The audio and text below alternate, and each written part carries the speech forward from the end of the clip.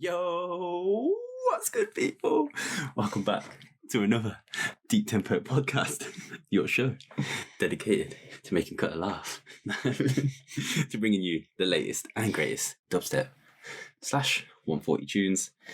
My name's Seba, aka No Roving Dread, and this is my co-host, my esteemed colleague, the Donny DJ. Kata. Oh, Kata, you know. Is anyone sick of that intro? Or do you like it? It's just got to happen. I hear it all the time. Like, I dream about that intro. You dream about it? Because you got to think, I edit a lot of the clips, and obviously when you first like put the video in, it comes up with yo, and then I'm like pause. Every time. As soon as you drag the clip in, you got some weird autoplay settings you can turn off. Yeah, shortcut. Oh yeah, the shortcut's good, man. If anyone free software, shortcut is really good for free software. Really good. There you go. Obviously, I'm lucky. My work pays for the Premiere. You got the good shit, which I did buy and then delete because I was like, I can't bother to learn a new program. When you've got to like get the clips out, decided to learn a new. Yeah, I was like, nope. I'm with you. I've had that in my my day-to-day job. New fucking software comes out, and like, I'd be brilliant to use that. Yeah, but I need to get the job done today. Yeah. I ain't got time to learn it. Exactly. But other than video software, bro. Here we are, episode 11. I had to double check that. It's episode 11, right? 11, season 3. Season 3. How? So we're nearly at 2 years, nearly. We're coming up to our second birthday. We've just celebrated, a month ago, start of the month, our 50th podcast, man. Yeah, which KB thought the dub special was for like 2 hours. Yeah. So there's a picture of him doing like that, or fit like 50. Yeah, and he kept saying it, even though he was like, oh no, it's dub special. We're like, dub special. An hour later, it's 50 pop. No, bro. They tied it up together, I guess, 50th and the dub special. So it was. It's been a we kind of just wanted to start this podcast. I've touching base on that really. May in general was a madness. It was, very busy, but really, really good for us. It was a lot of fun, a lot of music, meet a lot of people. Yeah, we did. Yeah, we did meet a lot of people this month face to face. It's like time. If you think about just like the high rise, just going there. Corey Dub, that started. That was May 1st. Yeah, so that literally kicked off the month. And then obviously, then we went on to doing the shows, the 50th and the dub special, and then doing the stream with Hatcha on Face Transition. Yeah, boy. And meeting Hatcha for the first time. Yeah, obviously I spoke to him on the phone a lot, but like, he was a legend as well. Fucking hero. Well, I love that guy, man. Fucking legend. He is like, because we were kind of speaking as this off camera before the show, just how because of subjects we'll talk about later, but how we were actually kind of lucky at the time slot we were on because Hatch had buggered off and put his head down for a bit, and then we were kind of that sort of like 8-hour window after his set, so he would have went off, died straight away, probably said load screen quickly, gone fucking put his head down, and then he he rocks back up like a soldier. Had to do another set at 6 a.m. when we were there. Went back to back with Tubby. Because Rags had difficulty getting down. I don't know, something happened. She couldn't get down for the show. So that was it. He cracked out more dub plays and just went back to back with Tubby. Started spinning vinyl. He was mixing tracks. He doesn't even know. He doesn't even know the fucking how how long the intros are or the track, the drop, nothing. But he got fearless. He was like, mate, 2 decks. We were talking to him, weren't we? Just how he is. What you see is what you get. True Donny. True. And like watching both of them together, and it was their first back to back, by the way, ever. They said mad. Just how good they are. Like both of them, Hatcha and Tubby. Obviously, like you said, Tubby just taking Hatcha's plates and just playing them and mixing them perfectly. Yeah, like it's inspiring, really, for someone of like ourselves. Yeah, who, obviously we do CDJs, but it's still watching these guys, spin fucking the original fucking sound, man. It's amazing, and what an experience for us to get to see it firsthand, witnessed it. I think because that, by the way, just so you know, they used a Function 1 sound system. In the studio. So mad. So it was actually sick. It was like being in a club. Proper was. It was, man. I kind of wish we had the MCs and like some MCs going at it, just to give it that even more club feel, because there were obviously mixers that had a ton of that on. Toast MC was meant to. I think he was meant to be hosting when we were. He was, but he got ill. Yeah, he was basically a bunch of the boys. Yeah, he was. like Finmar, N-Type, Toast. I think one or two others. They basically had a load of seafood before the set. Was it Brian? So yeah, like during the day, like went out for a meal together, and they basically everyone who had the what did they have? The Oysters. I think so. Yeah. Yeah, basically all the 3 or 4 of the lads who had that were all like emptied their guts up. They all were sick. And he just you could tell Toasted had it worse because he was just like emptied. He looked bodied when we got there, and he sat on the step outside Trickstar Radio when we rocked up. It's good to meet you, man. And he just like, you could tell he was like, "Have you been on the sesh last night?" But nah, he's just fucking ill from oysters. I don't fuck with seafood even before being a veggie. So. Nah, I'm not seafood. Nah. Fish fingers is my like, that's fish about fingers, it. you know. Mate, fish fingers, that's about it. After that, nah. I don't even like fish. Tuna, I hate. I used to be about tuna before being veggie. I can't be doing that to yourself. Back in day. But yeah, phase transition. I mean, what an event. That's probably one of it's one of the highlights. Just it's because it's more like getting to see the heads. Obviously, Shot was on afterwards and Square Wave. Good to see there. Of course. Briefly saw Hayes, but we didn't meet him because he was sort of going around the room. Yeah, Funk Case. Really, he was kind of like leaving as we were arriving. Yeah. And there was a lot of hello and. Obviously, Hatch, when we met him, he's like a fucking firestorm when everyone's coming through, and he's just like, And we didn't have all that long before I set to like say. No, not really. Yeah, we were talking about things in the podcast bit with Kovu, is it? Yeah. And like all those guys, and then we were on like probably like 20 minutes later. Mm-hmm.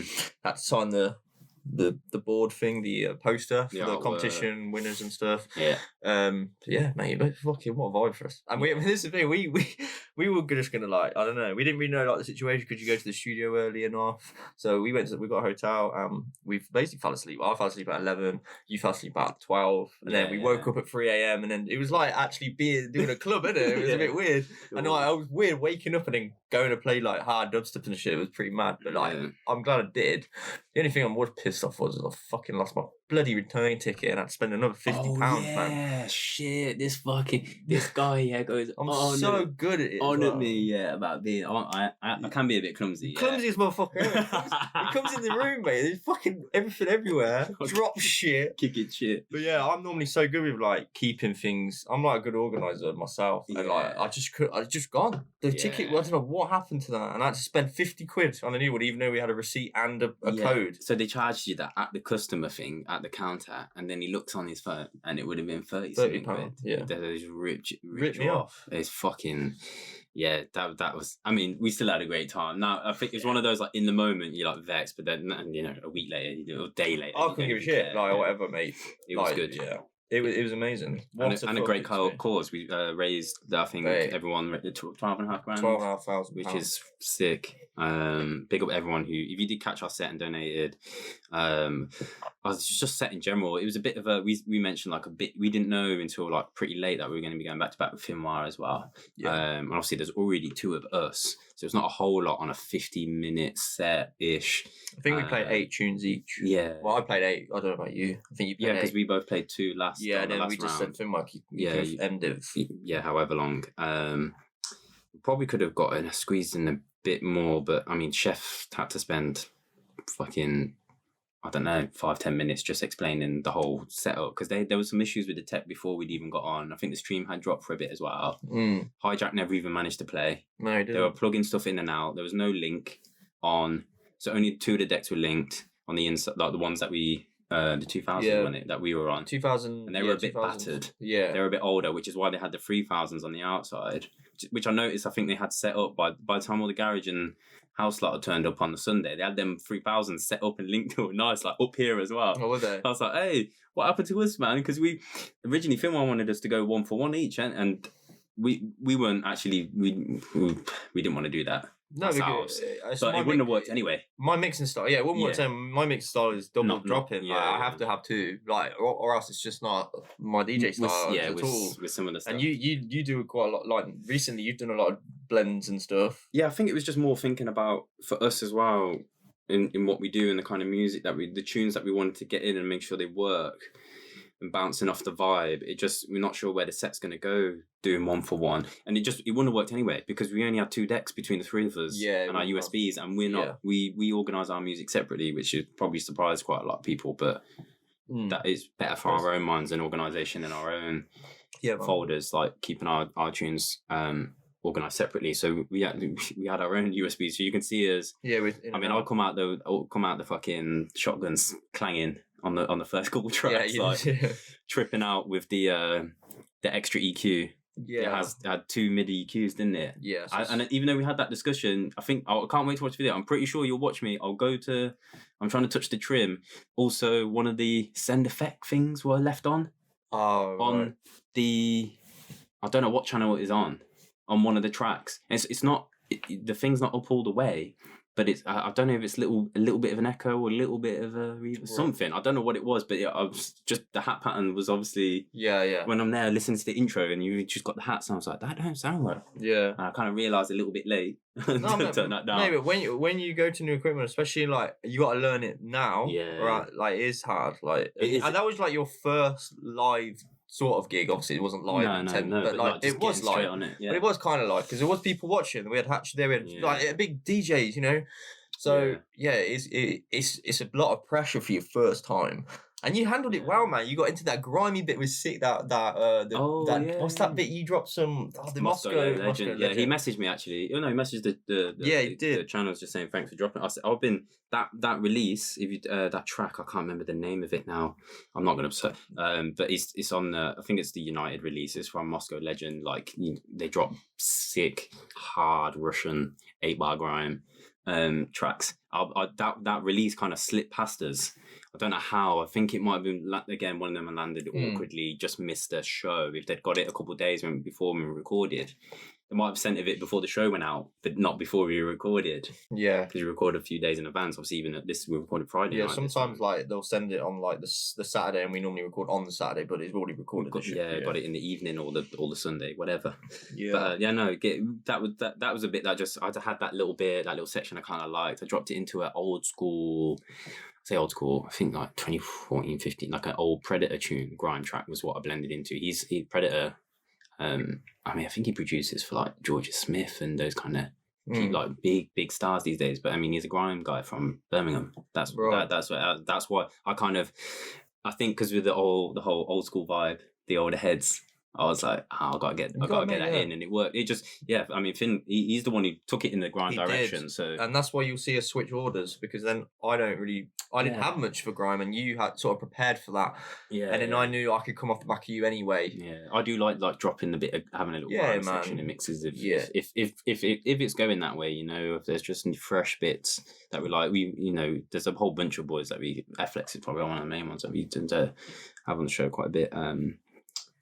On that ilk. Anyway. There's a bunch of them, man. JL Sanders, there's bunches, but I shouldn't start naming names because I'll miss someone out. Yeah, JL Sanders and FX are the two that I... Yeah, but even like there was a bit there, because I think if we had dropped 3 in that section, if the grimy went a bit earlier, I probably would have dropped Abstract Sonance tune. You know, he does like the grime. Yeah, he does. He's done bits with Flowdown before, all that. But it was, the set was a bit choppy, but we got through it, man. It was all right, it was just the one fader on that deck, the thing was bust off, and you were like main man keeping track on that, because you put it on 140 now, or line it up, whatever, beat match it to the tune.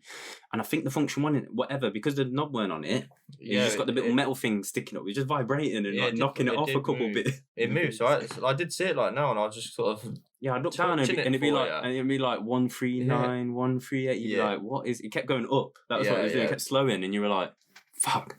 Yeah, I'm quite aware of it because I've been so used to these decks, and obviously they're very similar. Yeah. I'm quite aware of what I need to be looking at. I'm always looking, so that's good, I suppose. They were old, innit? You couldn't even see the fucking this Q button. This Q was very wobbly as well. Yeah, that deck wasn't too bad, but there's no like the engraving, like the fucking light, and it was just like a flat silver mashed. Right, tell them the story about the salad.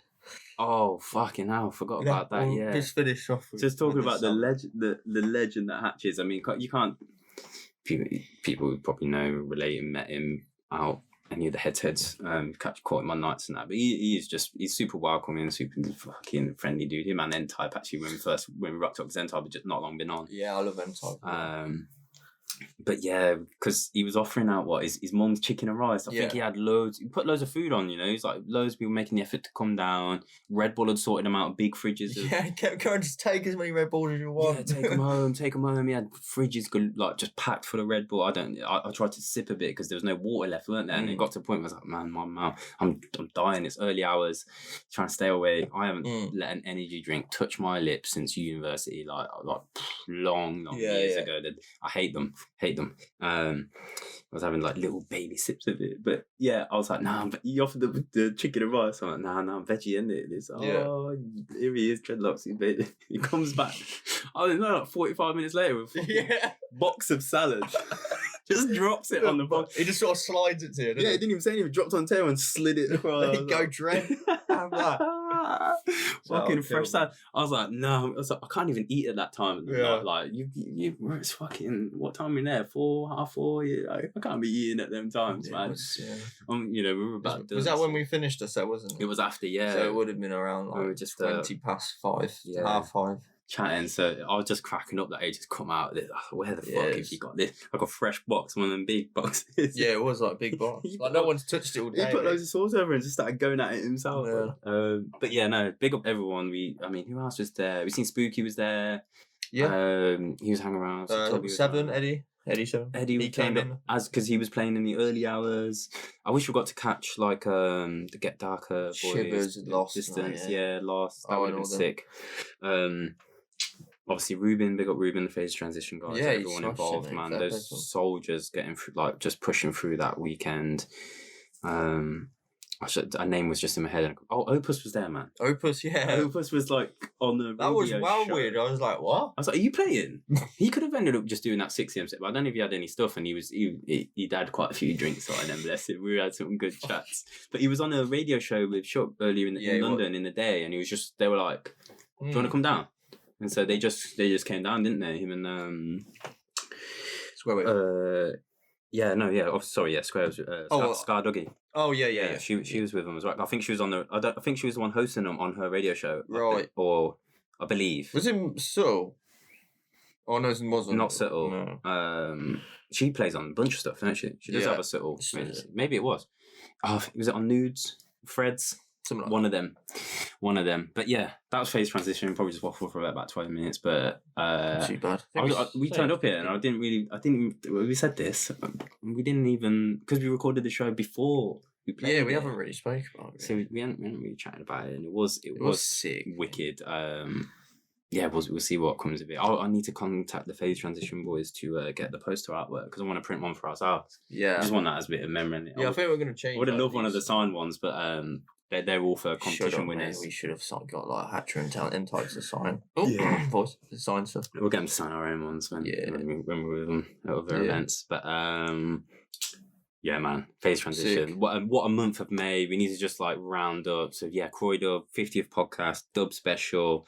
I had a guest mix go out from my homie Jay Fresh, which I recorded months ago. There's a bit of confusion there. It was like I thought he was he needed it like last minute. I think it was like the way he worded it, or like who can bust it out quick sort of thing. And I thought, oh shit, he literally needs it for like this week. I seen that message. I did not plan that mix at all. Like went in my grimy section because he's very on like vocal led bass music essentially. Grime, he produces. I believe he's got a tune with Slurry. We might get that on the show. I'm gonna they're working on one. So yeah, that went out. It's just a little 15-minute quick grime thing. I've just put it up on SoundCloud now because he's on, what's the other one that I don't like? A lot of people use Mixcloud. The radio shows go up on Mixcloud from I'm not a fan, but I know lots and lots of people use it. But I just thought because of our base, I'll link Jay Fresh's channels from ours and put the little 15-minute mix up there. But yeah, Jay Fresh, good friend of mine, known him for years. Used to kind of work for him. He used to help me out back in the day in club stuff. We had season 10 go out. Yeah. regular show, we announced all the 50th competition winners. Big up everyone who got involved with that. We're going to be redrawing Mungk. We've got to do that. Fuck.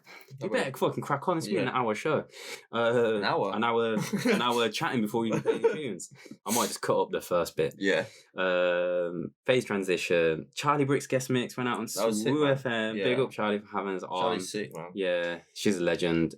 She can plug in. She's got an album coming. If you're into drum and bass, you should look out for that. Again, on our SoundCloud, we reshared it. It's on the Swoo channels, link in our Instagram bio, and all of that. Because once we found out we weren't getting back to back with Finwell, we kind of like, oh shit, let's plug some more tunes into that, some of the fresh stuff. I still kind of went on an older school tip. It's kind of a balance. It's because of the phase transition thing and just looking at all them old school names coming back that had me like looking at like just digging back in the older folders. I was like, oh, so it's a lot of. It's not actually all old school tunes, but it's a lot of new stuff mixed in there that has got that classic dubstep original vibe, and some forthcoming bits, some stuff that's come out, some stuff you just might have slept on and not listened to. So yeah, go check that out. Big up Charlie for having us on. And then I suppose now we're recording this episode when it's coming out in June, but it's 28th of May for us right now. Yeah. So it's been a mad month. 2 guest mixes went out. UT, that'll be linked down below. All these mixes that we mentioned, they'll be linked in the show notes. I will make sure I do it. So yeah, UT and coming out of Tokyo, Japan. Tinks from Nottingham. Yep. Big up, guys, for having. We've got a couple lined up for June already. If you are interested in doing a guest mix for us, DJs out there, anything, just get in touch with us first. Don't go and put the mix together because it could be months before it comes out. We tend to release them on our off weeks from the podcast. Yeah, man. Normally Mondays, but sometimes bank holidays. Wednesdays. Sorry. Normally Wednesdays. Yeah, but sometimes we hit like the bank holidays. Not this time. Not this time. We've got more. Yeah, we've had a lot. We've got some sick ones actually. Yeah, we've already got one in for the one in for end of June, and there's one coming in for the second one of June.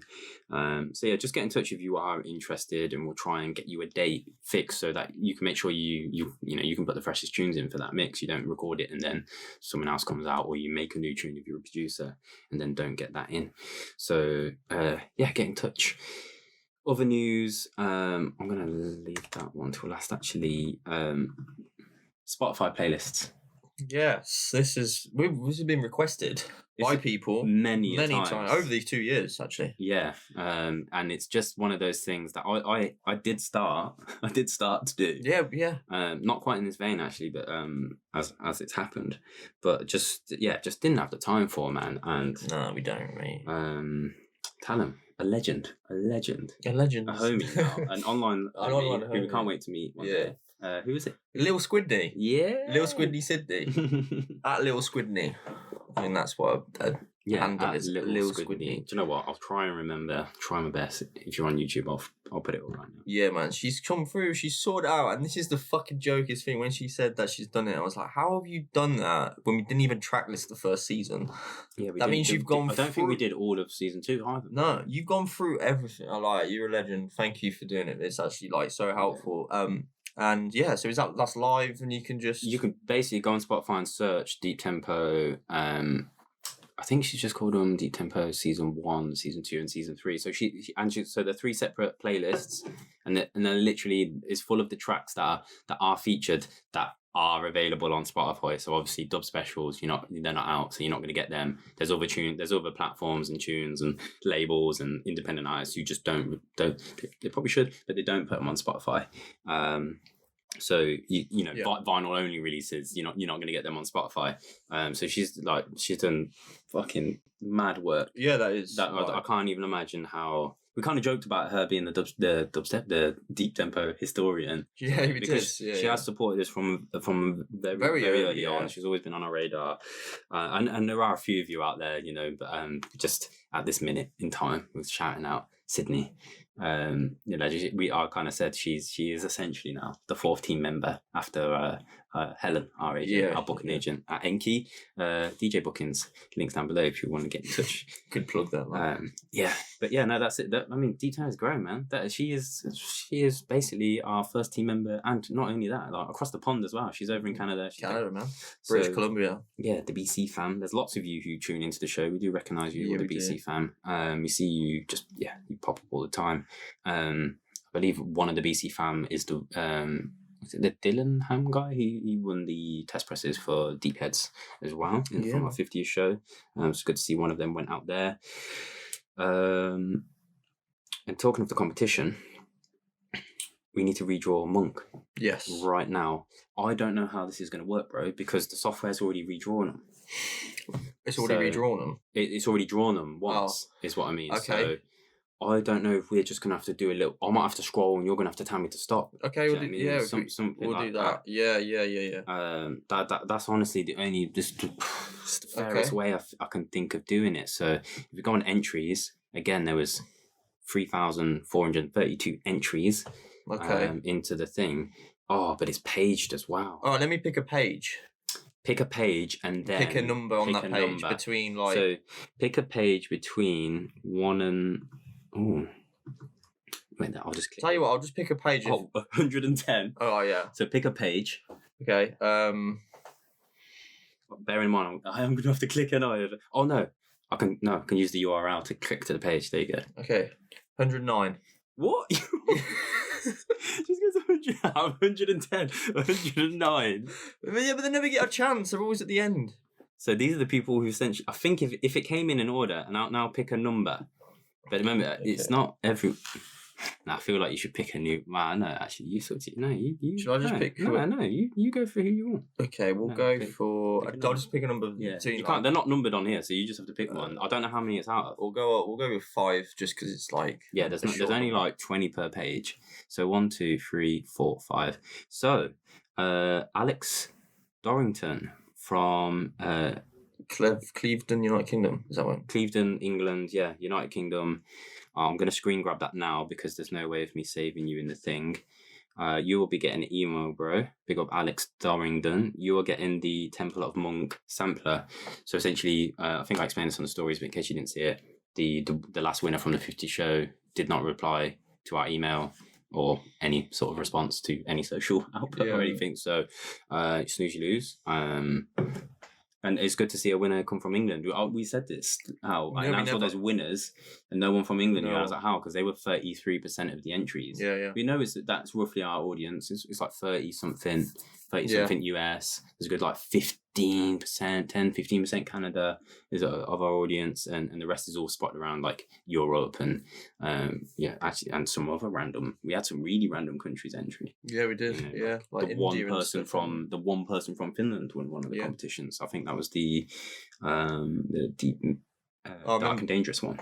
Yeah. So big up Alex Dorrington. You have won the Mungk sampler. Sick, man. Yeah, guys.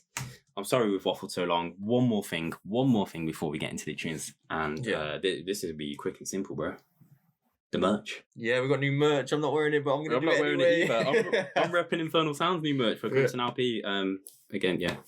Big up we get new merch. I'm so happy with it. You're so happy with it. The light blue hoodie. Can't remember the exact name of the colour. What was it? Oh, it's Carolina Blue. Carolina Blue. Yeah. And then we got that nice, sexy white. And yes, Americans and Canadians, it is baggier. It is bigger. It is better. I wear a large. It is like an XL.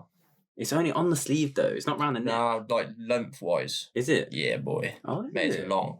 I didn't notice that. I didn't think that much on me. No, on me, I'm 5'8". Maybe I need to put the black one on and just compare them again because I haven't put the black t-shirt on in a while. I wear the hoodie a lot more. But it's sick. I love it. But it's more like if you're UK, just stick to your normal size because it's just a bit more of an oversized summery. Yeah, that's all it is. It's quite. You know what? It sits a little bit like these. The Akhur pockets a little bit. You don't want to go You don't want to go smaller. For some people in their size, that ain't gonna work very well. And female wise as well, curves and all Yeah, because they're just uni. There's that man-on-man conversation we have. But yeah, no, because they are unisex top. They're also different. If you got our last merch, these t-shirts are actually we were perfectly happy. A lot of people complimented us on the quality. Obviously, custom tags inside. We do it all. We wanted to do it properly because we want to wear the stuff and feel proud and feel good in it. Same hoodie stock is like the Gildan heavy, like the top quality Gildan heavy hoodie you can get. And then we should, maybe in the future we'll change that. We'll see. We're happy with them. But the t-shirt, we just wanted that like looser, summary fit, and that generally that's our favorite fit for tops anyway. It's earth positive, baggier, like 100% organic t-shirts. I think if these do well, then maybe we'll bring the same design back in another colour run, but we'll see. Yeah. We'll just... I'd like another colour, actually. Because if it's the same design and a different colour, we can bring that back a lot quicker than what we could, like, trying to make a new design. Figure all that. And I'm buzzing about this design. So USB on the front for all our people who aren't on YouTube right now, who you listen on Spotify, SoundCloud. Maybe we'll just put a picture of... We'll get a picture of it. On YouTube, I'll stick that up. But I mean, for those listening, you've got a little USB on the front, like, our little...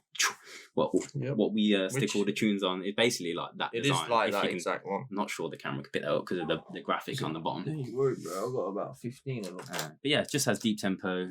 So like the standard SanDisk, like we've got the same sort of look because that's what we use. This is what we use when we play out. This is what we use on the thing. Standard. Everything on the thing is it's all traced to exactly what we have. This vinyl. What am I talking about? This mixer. These headphones, those headphones, the USB, everything. Yeah. So because what I'm thinking is we might bring back a similar sort of vibe or design or layout wise or concept. Maybe it's different style of artwork. Who knows? But similar concept in the future where we're bound to have upgrades. Bound to have changed things up, and it'll be like That's a great idea. That's a great idea. That's what I was thinking in my head. But it is, it's literally a sketch, a trace, an outline version of all the tech we use, including the podcast mic, which you do not get to see and view, but we have to big up again. Go to season 1, episode 1, and you will see that mic. You will, yeah. And also very awkward 2 people who don't have to talk on camera. So I know. It looks so weird as well. I watched it the other day because I had to grab the KB bit for that clip. Yeah. But most important, I need to make sure I say it. 7 p.m. Thursday, the 3rd of June. So the day after this podcast goes out, if you're listening to this 2, 3, 4, 5 days late and you've missed the news, I am going to be posting out on social a few photos, just of the GARMs. And plug it. All the newsletter fam, you will get an update. You will get I'm going to schedule it for like an hour before it goes on sale, just to remind you guys that it's coming. Yeah. Don't want people hating on us. The hoodie sold out in a day last time. 12 hours.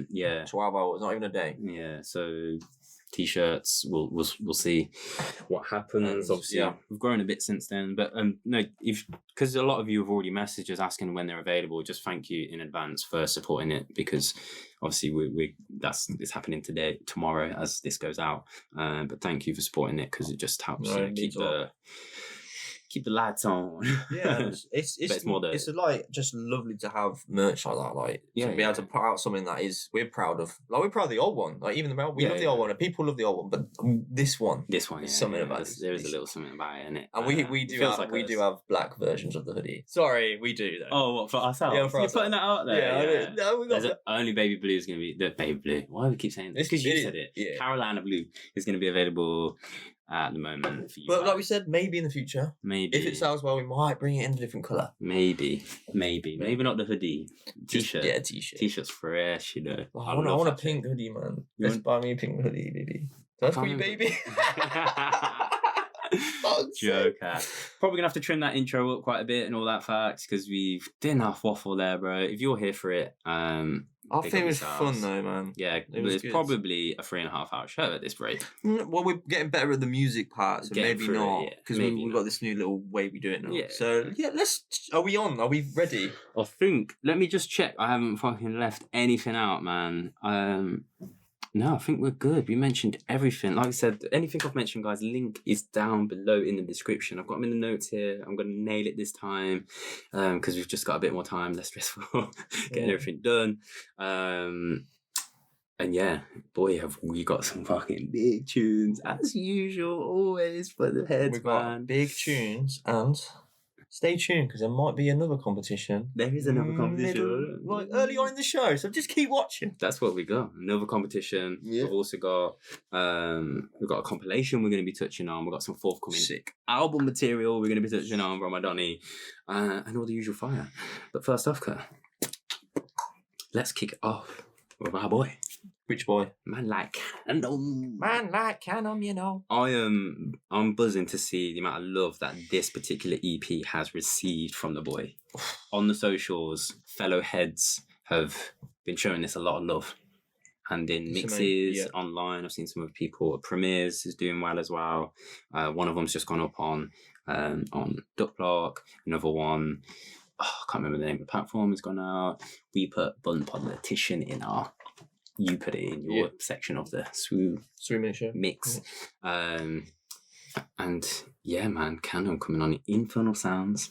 The digital series. Yes. The Bum Politician EP is the artwork is sick. That's been getting a lot of reaction. Always. Bun the Politician, it's kind of like you got that man in his suit, like stood at like the cat, like he's gonna give a fucking political speech, and his head's bun off with a light, like lava's coming out of his fucking body.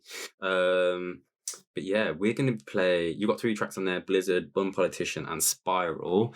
We're gonna play the track Spiral, and then talk about it some more afterwards. Let's talk about it. Let's go. You ready? There's music now. There's music. This is a tune. We've got a little story about this tune actually after the pod. Oh, that's true.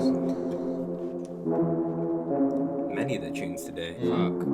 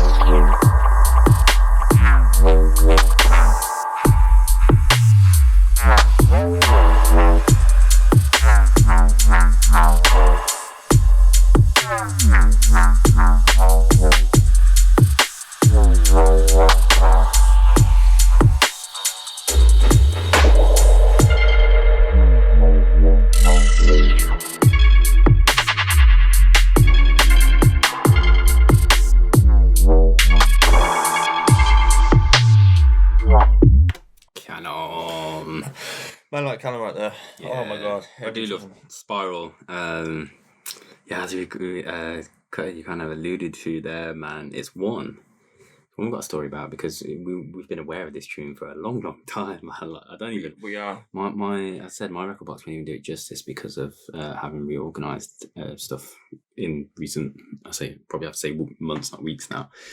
But yeah, tunes, not just this one actually though, but one of the others, did you say you put in an older mix? This one I put in the mix. This I think was in the DDD one. The DDD one. This is where a lot of people were asking what it was. Yeah. But I couldn't say. So this is it. Yeah, when I say. Yeah, I was gonna say we had multiple versions of it. Like, Khanum was kind of like looking for advice at the time, and we were like talking to him quite regularly. We have a little group chat doing with him and Key Photo Sound Boys.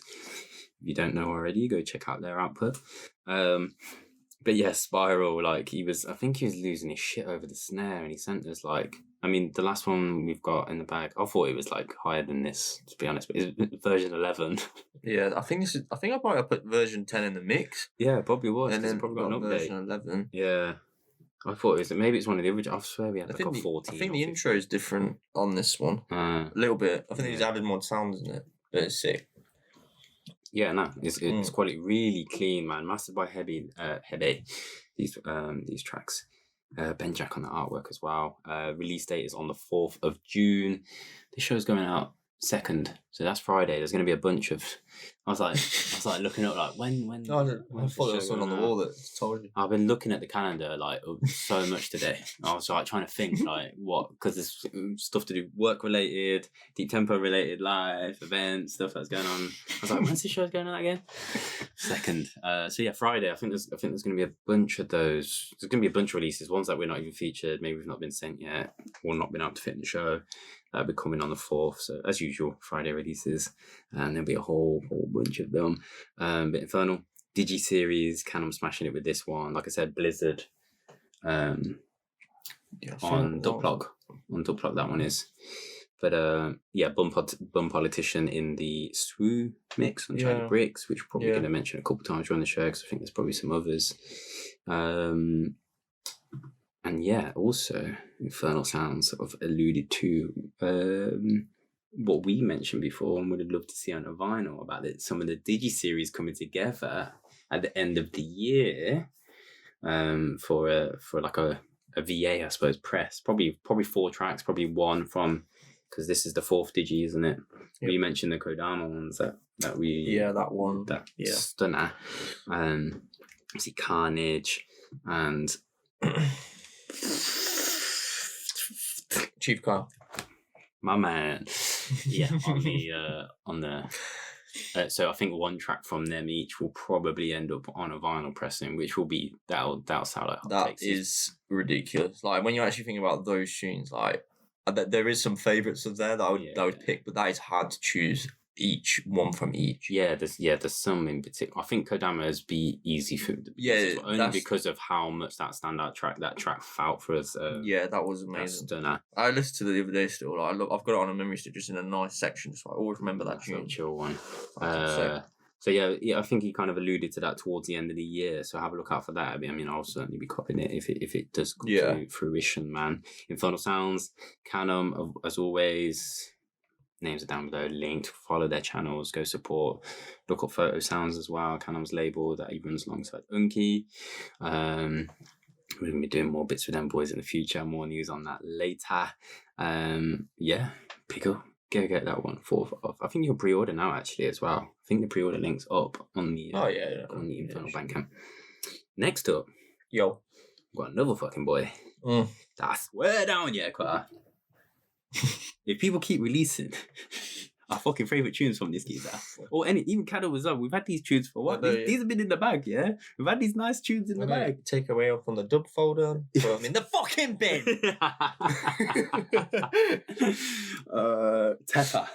Yeah, okay. I was buzzing to see this, because this is getting released on vinyl as well, so I am happy. I'm happy to see that, but at the same time, we both have a lot of feels in this, like on our favourites, and they cross over, and we've got separate ones as well. But yeah, low end music. Man, 4 tracks. Attention. I think it's the Attention EP as well. It's actually named after it. Hills and Bumps. You've got there on the A side, and you've got Solence and Crooks on the B side. This EP is fucking stacked. It is. You've got to look out for them Teffa second drops on a bunch of these tunes. We're going to play a little bit of a second drop on this as well. Yeah. Just because you have to. Because it's Teffa. He's a second drop. Donny, bro. If he isn't making a second drop a little bit different, bro, he's going to fucking kill himself. Because at the end of the day, it's fucking sick, mate. I don't know what that was. I don't know what that was. I do wonder whether he starts out with these second drops in tunes and like just makes it tamer for the start, or does he actually just like like think I made a nice little tune there. Now I'm gonna go fucking in. Which way round does he do that? Because it's just it'd be interesting. Some artists do struggle with the second drop business or don't want to really push it out there, because then if someone asks you to then go and VIP that track, you've kind of already done it.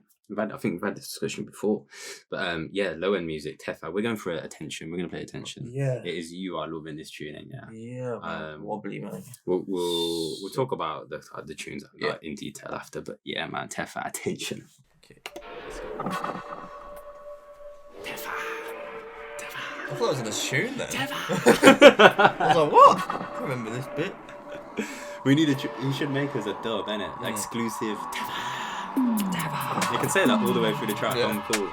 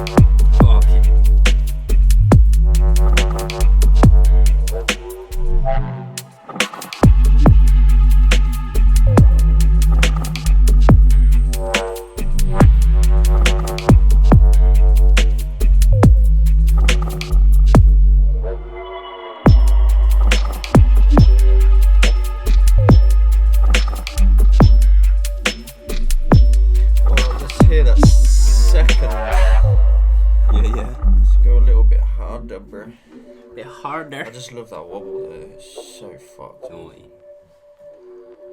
Naughty like you. Spit my beer out all over my mic.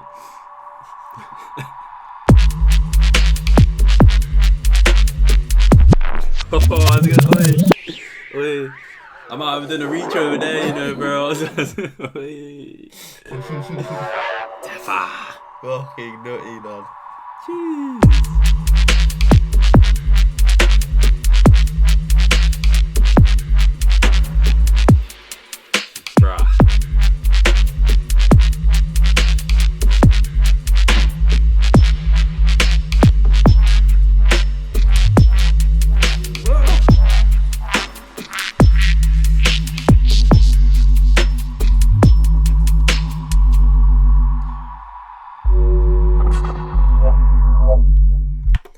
Should we go out? That's got me in the mood, man. Should we go out? I'm there, like, any clubs open tonight? Any events on? Let's drive there now. It's sick. I love the initial wobble. Sets you up nicely with the tune, and the second drop's bang on, real hard. That one, man. Fucks me. It's one of them classic Teffa ones where you quite easily, just drop that first, let it ride out. And then just bring the second one in for a double, and it's like the toasting, man. Like what he did with toasting, it's so different. Yeah, a bit like that. I mean, that was a little bit heavier, like in the beginning as toasting. Because toasting's really subtle and then it's just mad. But that one, it is fucking phenomenal. And it's not just this tune, bro. It's fucking Crooks is our other favourite, wasn't it?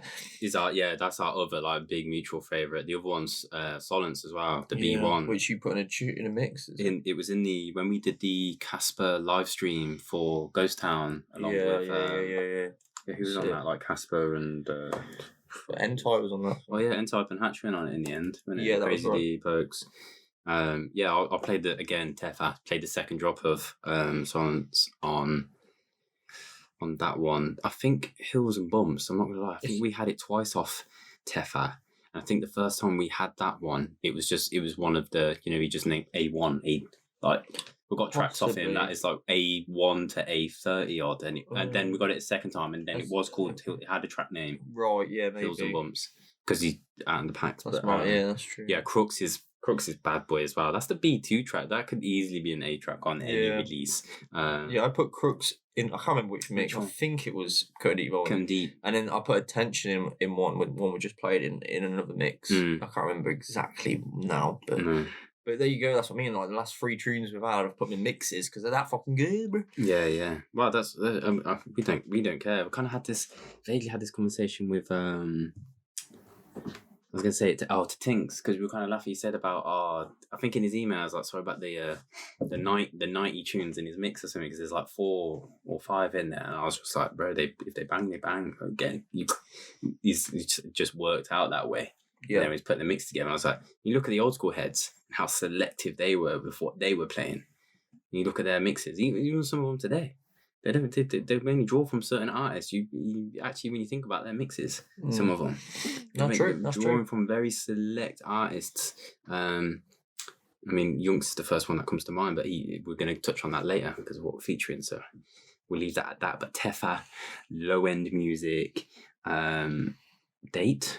Fuck. I didn't put that one in. No, I've got it. Don't worry. But yeah, like vinyl. I am. Man, is this all for pre-order? And I've asked because this is what happens. Yeah, when we get all these, we get the dates, and I'm there, like, sat there waiting, and then I'm like, shit. That's the release date they've messaged, but I think the pre-order's probably up, isn't it? Probably. Surprised. Would it be on SoundCloud? Okay, what's my name?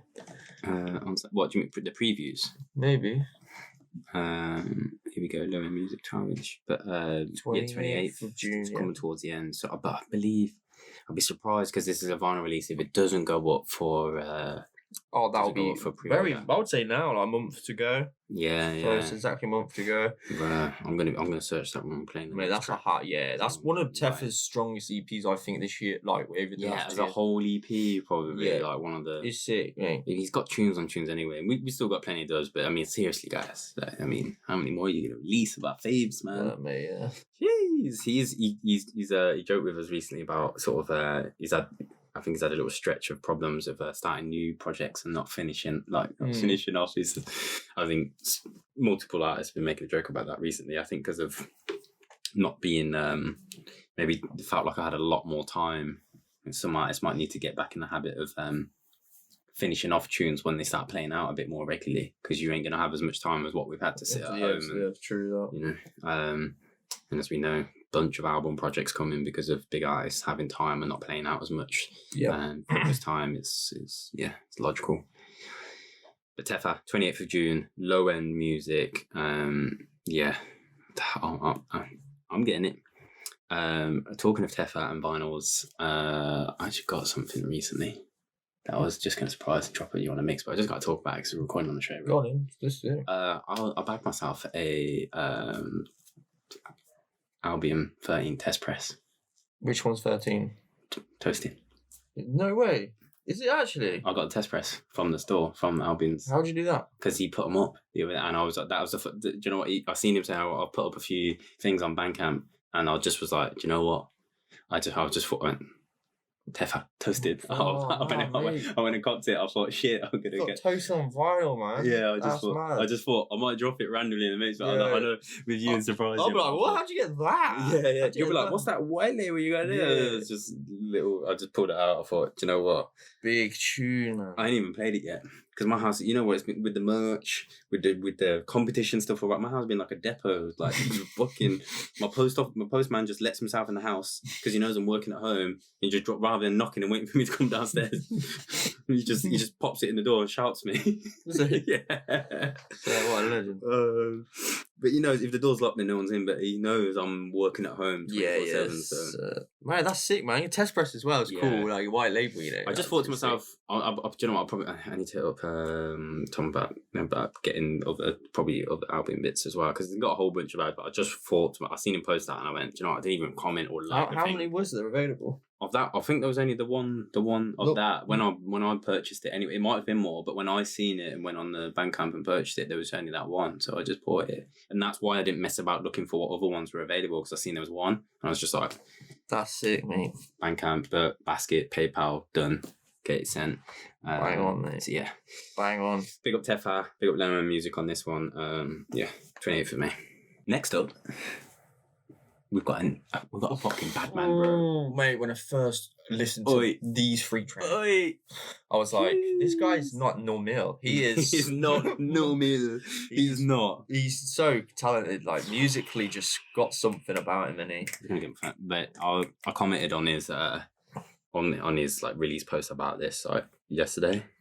I was like, "You're a bad man." He is a bad man. That is all. That's what I wrote. Do you want to tell him who it is? It's Yoofee. This geezer. He also put up a video, I feel like it was earlier in the week or late last week, of him just going on the keys. Did you see it? Everyone was commenting. Everyone was just sharing it on their story. I was like, what? I did see it. This guy moves in rhythms. We know about it, bro. We know about it. Wait. He moves in rhythms. We ain't even in tune with yet. He's teaching, he's educating us all as we fucking move through this. I feel every time we have him on the show, you have to big up the Subgarden boys because that is where we first discovered him was on that like one of them much earlier Subgarden compilations. It was, man. Yeah. Subgarden is where it came from, man. Yeah. And then obviously he's gone on and touched a lot of labels now, but this is his second release on Locus Sound. No, do you know what? No, I was just thinking of Albion. Yeah. Albion Collective was the that release, bro. As well, yeah. And this one, fucking how Yoofee, bro. Rah. Seriously good. 3-tracker. Tracker. The gas came up, bro. The gas came up, the Stella gas.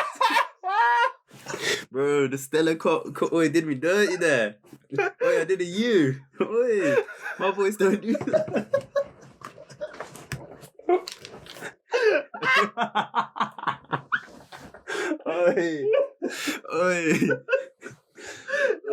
That did me dirty. You need a minute? Are you struggling? Should I just finish up talking this? Stella did me dirty. I'm snorting now. I'm fucking snorting, bro. Snorting, you're doing that. Don't I'm in tears now. Retracker. Retracker. Oh no. Anyway, fuck. Let's keep it rolling. I'm gonna keep it moving and get this tune playing so that we could just laugh while this tune's playing. I'll mute this one. Yoofee, man. Because it's you as well. I know. 3 tracks, yeah. You got Pendulum. Yeah. You got Pendulum, Zuma, Medusa, and we're playing Medusa. Fucking bad boy. Let's go.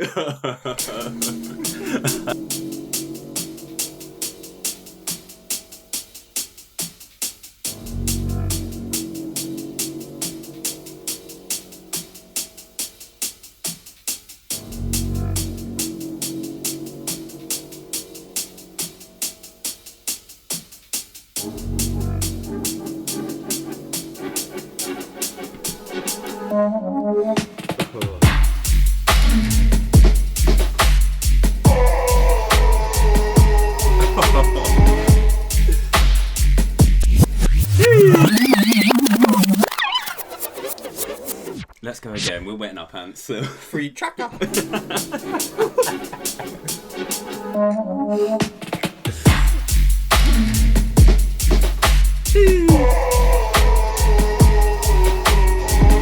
Oh, them bits.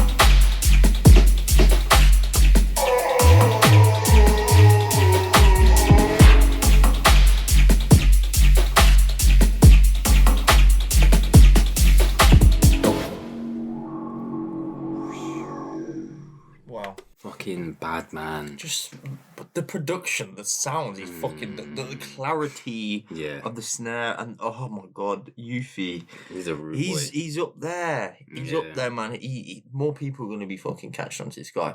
Big labels need to. Big labels. There's one label in particular. I'm not gonna say. I'm gonna write it with my finger. Yeah. Like they should be looking at this guy. But be honest, man. Like Locus and them boys, I think it's for Yoofee himself and everyone else in the scene they're gonna do anyway because his tunes are so sick. He's already been getting a lot of love from fellow producers. I almost think like that's enough. Like he can carry on releasing with Locus and the albums of the world and have these vinyl presses and I think. What happens with I find with a lot of the up and comers, what it's more about is like those outside of the bubbles on the opposite ends of the pond, you know, because we've said this about certain heads. We mentioned it with Mithum on the last show, you know, about us. I feel like he's already. I see the buzz online and I see the heads who are giving him mad love, yeah, but a lot of it is coming from people on the over the pond in America and Canada. I feel like. And I know I'm not everyone, of course. There are heads over his side. Obviously, he's doing them collabs with Hypho. Hypho's cutting done. He knows what's up. He's got his ear to the ground all the time. But I just think with the up and coming names, with the newer names that are breaking through, it's almost like so for Yoofee, it's over that side of the world. You know what I mean? Yeah. And there are the heads know. But I'm talking the broader spectrum. Those who ain't living and breathing dubstep like we all are. Like the people tuned into the show who watch it from start to finish, you guys who we see you guys comment, we see you guys liking, DMing us, have you seen this one? Have you featured in this one? Oh, this, that. We see you and we know and we recognise you and we appreciate you. You're the heads, we know. Yeah. You're on it. You're out to see what the freshest tunes are all the time. FYI, comment down below. Do let us know what are you copying, what have you been buying, what are you liking from the show. Yoofee though, before I forget, because we haven't touched on the date yet, this one coming out on the 18th. Locus Sound, just coming with the heat. Well, we didn't even do that, yeah. Coming with the heat. Fuck it, mate. I know, we're too busy wetting ourselves over free tracker. Free tracker. Locus Sounds, every single EP you've done is amazing. Bad boy. Getting sent some of the sickest shit. But I ain't gonna lie, this one, it's probably the strongest one out of like free track. Out of a free tracker. Free tracker. No, just if I like, this might be one of the releases of the year for me. Oh that's what I'm talking about, mate. Fully, 100%. Look, I ain't shit. The fact that I ended up on Medusa as well, because as soon as I seen the name, I got excited anyway, and I listened. Listening through it earlier in the week, or was it late last week? Whenever it came through, and I was just, I was listening through. I was like, fuck me, this is going in. I was like, this one's going in. I was like, I kind of just landed on the last one. Like, I was like, nah, it's going to have to be this one. And then I went back and forth on my mind, like, which one we going to play? Because he's just a bad boy. He is a rude boy. I do want to know, because he's got his band thing that goes on, that he does, obviously all his jazz stuff, like proper musicians, like session musicians and that. I wonder how much of a part do they maybe play, even in like maybe sound or where because this guy can play. Yeah. He can play a lot of stuff as well. I know he leads on the keys, I think, with his band, but I'm sure he can play other stuff. And he's got all his band members. So why is he gonna be on Splice buying samples that everyone else has got? I get you. Because you don't hear it in his tunes. No. So, I mean, I wonder how much of his band play a part, or is it just him, or can he sample stuff from stuff he does outside of it? He'd be a very good podcast talk. It'd be amazing to do an interview with. Even if someone did a really good written piece, I would sit and read that, man. Yeah. Big up Yoofee, big up Locus Sound. Smashing it. Coming with the heat. 18th of June. You ain't gonna sleep on that one, people. I know you're not. Medusa, definitely go listen to the clips. They are on Locus Sound's SoundCloud. You can hear all 3 clips of that track, and then just come back and rewind that one that we just played, Medusa, because it's fucking sick. No, it's sick. I listened to that one, like this whole EP, through like a few times, and didn't go to bed till I messaged you, didn't I, on that night I first got up on the Tuesday. I didn't go to bed till nearly 2 a.m. Yeah, mate, yeah. Oh, fucking hell, the amount of emails we had, it's just been a madness keeping up. But next up, Next up. We are not going to fail these boys again.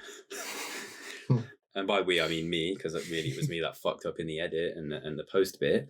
Otherwise, it would have eventually happened.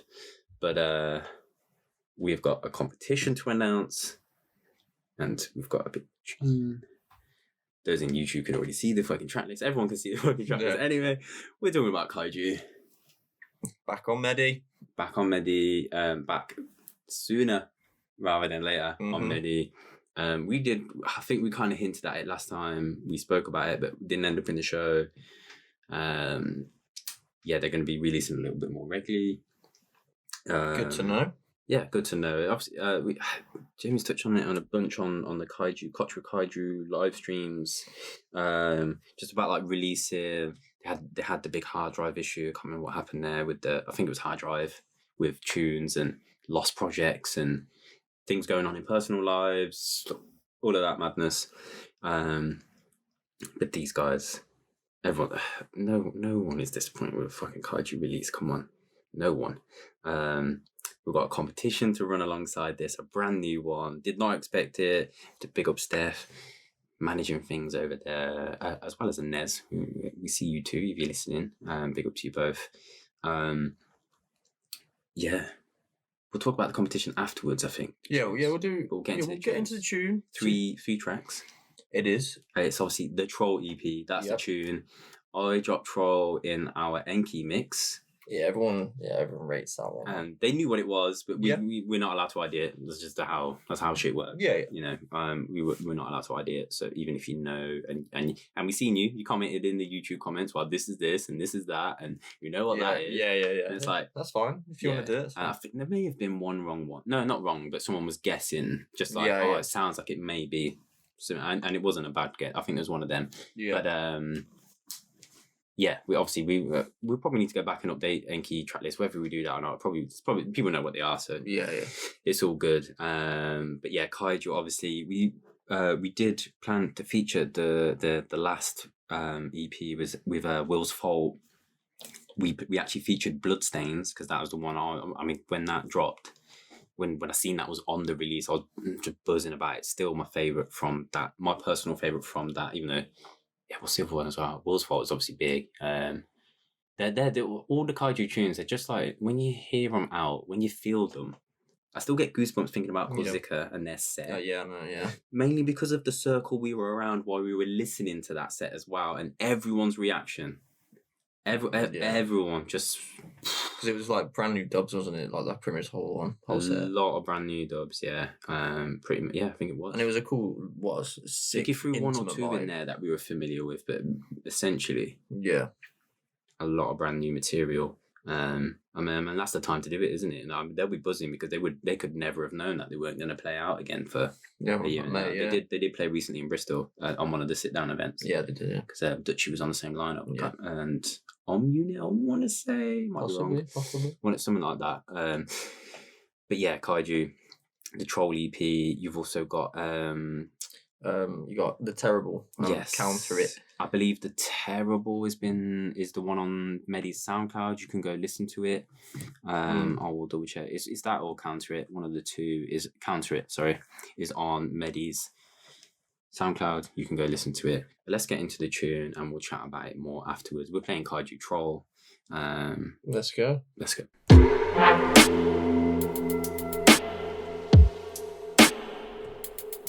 such a tune, though. Right. It's when you feel it out, though, isn't it? It is.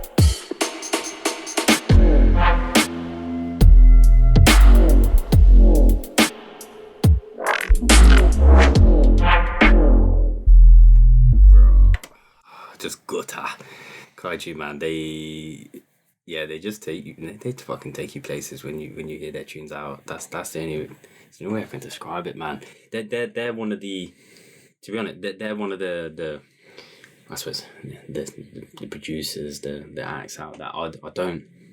If I'm like listening through like a dubstep playlist or tunes, I don't want to listen to them on my headphones or what's limit. I suppose it's having that experience of those tunes out. Yeah, it's just a lot of the Medi releases are like that. Basically, yeah. It's just like that movement that you have to feel it, and it's more. If there's a brand new tune, you get excited about it and you've got hold of it and you can have fun with it. And there's just certain tunes like that, and certain artists do it to me more. Where once I hear it out, playing it on even what you've got best at home, it still doesn't quite give it justice. No. Especially if it's on a proper system, like, or in a proper place. And you'll hear like music differently. Like I can't really say too much right now, but there is a tune that's coming out on Medi that I heard live before I heard it. Oh yeah, before. Yeah. And I have such a different. I feel like I have such a different experience with that tune now because from one of the artists they've announced. Yeah. Because everyone's seen the names. Well, it's a TMSV tune that's coming because obviously they've announced the upcoming artist, and that tune because I heard it a year ago. I was with Melissa actually in Fabric, and because of the experience I was in, like now when I even just hear it, I'm mixing it. It's just something about that tune for me. You got to hear it. It's fucking madness. There's that whole EP is fucking naughty. Compact coming up. Soma, Alexander, Chad Dubz. So Medi had posted this out. It's now. Yeah. We're not breaking news here. This is if you're in the Shitty Dubstep group on Facebook, essentially, which is where most of the heads are discussing, having good conversation in there, positive conversation for the most part. Certainly better than probably any other groups out there. I don't know, obviously the Vinyl Collectors as well group. But yeah, man, Kaiju coming again. I believe that they're not on this set of names, but they're going to be coming. I think because they went. How long a gap did they have? I mean, they long. Yeah, they had it long, and it's an interesting conversation for these labels. You know, Medi, like one of these names. I don't know if I should mention this, but he mentioned to us about how long ago he had it signed, like years. One of the names that's on that list, he told us the number of years he had this EP signed with Medi. I was like, fucking hell. I was like, to be honest, if that was any other label than Medi, there's probably a couple out there as well. The name on that ilk who've been around this long, who are this prestigious, probably wouldn't have waited around that many years for it to be released. Of course, they had the Vinyl Plant issue. They made a decision not to release through that period, and not to just leave their who they've long time pressed with in the sport. So they stuck by them while they rebuilt and got things back up and running. There's other issues down the lines. Medi is just one of these labels that we've learned as we do this process that work with the artists as well around. There's been, when they've had releases coming out on other stuff that's clashing, they try and make things work. They don't even want it to breathe. They don't want, an artist to be trying to show love to two labels at the same time and stuff gets dry. So they'll just make it work. They're flexible, they're not, they're open to this stuff. So yeah, excited for the new names. I think a lot of the stuff, the conversation that happened in the groups that I've seen was people absolutely buzzing for TMSV, Alexander and Chad Dubz, especially obviously Soma coming back on the label. He was last year. Yeah, he was last year, and I mean, I think to be honest, of a lot of the recent EPs, I mean, they've all banged in some way or another. But I think there's something about, Dark Arts, that tune, Soma released a lot, especially through like the real all the live streams. They were, a lot of them Soma tunes were heavily rinsed on the Deep Dark and Dangerous live streams that were very popular through first lockdown and many others. People that's just going to be one of those classic ones, like how to debut on a big time label. Huge. People seem to think they know which one of at least one of the tunes that's coming from the Alexander EP that is people have been a long time waiting for. That's out there on the internet if you know where to go look. And yeah, just the rest. Yeah, this I'm buzzing for it, man. And like I kind of made the comment when people were discussing stuff around Medi on these channels. I was like, yeah, they ain't messing about this year. buzzing for these to get out there, especially the newcomers as well. Like I said, those debuting. It's like we mentioned it, like the Medi young guns, and how sick it would be to see maybe at like an Outlook festival. Probably not going to happen this year. Well, we don't know. Maybe it might happen this year. Maybe probably not. Have like if they had the main stage as like the older heads or whatever, and they had somehow worked it out if there's enough of the young guns who are playing anyway or are there or around labels to do like the vote party or something, like I don't know, split it up so they have like the young guns. That's what you're saying. Or maybe they just do big back to back where they've got like an old head and a young gun if they're not, maybe not like a Kaiju who are a duo anyway. So we'll see, man. But Kaiju. The Troll EP, we mentioned we got a competition for you. That is how we were going to end it off after I've been waffling about it for 5 minutes. But I just love this release. We have a competition for you to win a copy of the vinyl. Of course. What's the point if you don't? Yes. A copy of the 12-inch vinyl.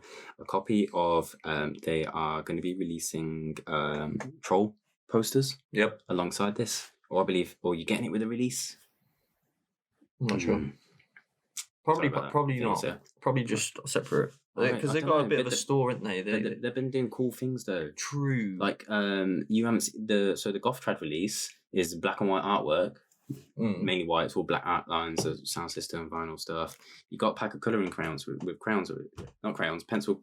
Really? Yeah, you've got one, bro. It came in the post. I forgot to bring it. Oh, right. You've got a copy. Yeah, I could be colouring in though. So you can actually, if you want to, I ain't gonna touch the artwork. I like it black and white. That's just it's my minimalist kind of style. Maybe I'll colour it then. But you could, I mean, you can have both. No, you can't have my pack of crayons. But you can. It's not crayons. It's coloured pencils. You get a pack with with the Goth Trad release. Yeah. Oh, nice. Which is real cool. Obviously, a lot of artwork going into all the latest, the newer breed, the latest releases on Medi. But yeah, so the vinyl, the poster, and you get 2 times Kaiju stickers. I don't know what they look like. I imagine the Troll poster is related to the artwork for the release. There's been a bit of discussion around that on the platforms. People discussing whether they just basically the artwork and Medi, the ones that they like, they don't like. Most people just being, missing the iconic heads. Yeah, I get what you say. That's a big part of the discussion that's been happening in the groups. Kaiju are one of the probably one of the recent releases. Who else on the list realistically who's had their heads made? Yeah. So they do the heads. Was it Tonnage you did them? Yeah, Tonnage does all the artwork for them. The heads. Maybe it just ran its ground. I don't know whether he didn't want to do them anymore. Maybe because of moving beyond 100. Though I suspect that will have heads involved somehow, some way. I'll be surprised if it didn't. Maybe it doesn't.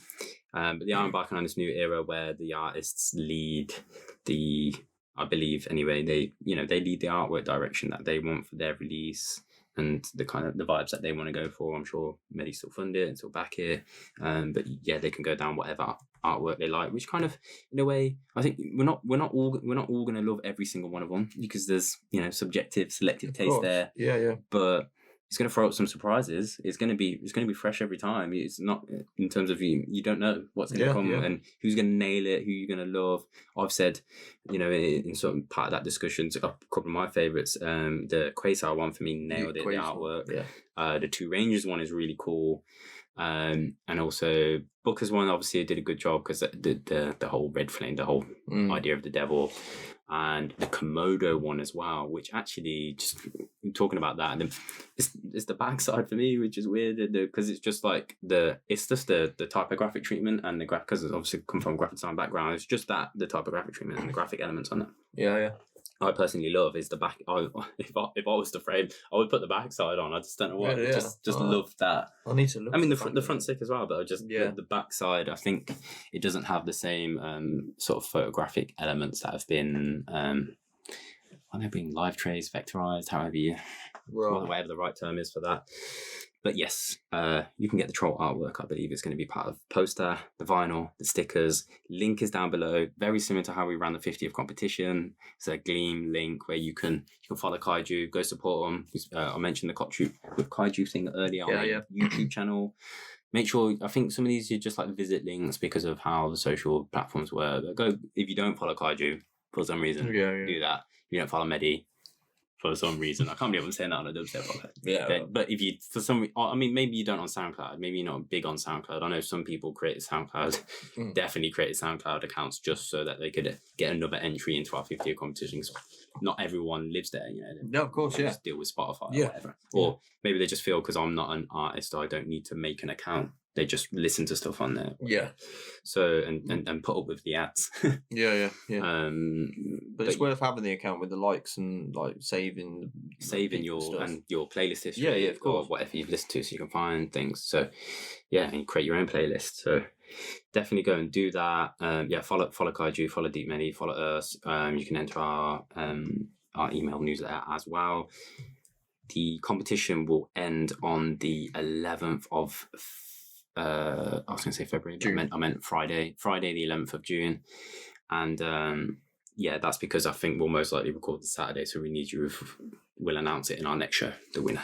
Right, yep, makes sense. Probably a big section for Kaiju there, but we had to spend competition, big release. I'm buzzing to see them back. I really love I think my favourite is, obviously Troll. I mean, these tunes, how long have they been around? Troll's been up for years. Been around. Someone uploaded it to YouTube. I don't know how they got it. Yeah, years ago. But it's because it's been radio ripped in it. Oh, it's been in years. You just have to say 5+ because I can't actually put a number on it. Yeah. I might be able to go on YouTube now and just see when that was uploaded. Bloodstains was in a mix as well that I listened to quite a regular that someone had put up on, I think it was YouTube. Yeah. Troll 4 years ago, someone put it up. Yeah. Yeah, so it's at least 4 years. Yeah, no, it's longer than that. Yeah. But it's when someone's got like a good rip of it, maybe. Yeah. Yeah, man. It's good to have these Kaiju tunes anyway out released. They do. I know from chiming in a couple of the early Kaijus. I think he does them mainly on Friday nights. If you're around, that's kind of a bad night for us to be doing so. If we're usually having to fucking go through all the emails to plan the show for Saturday morning for us to record.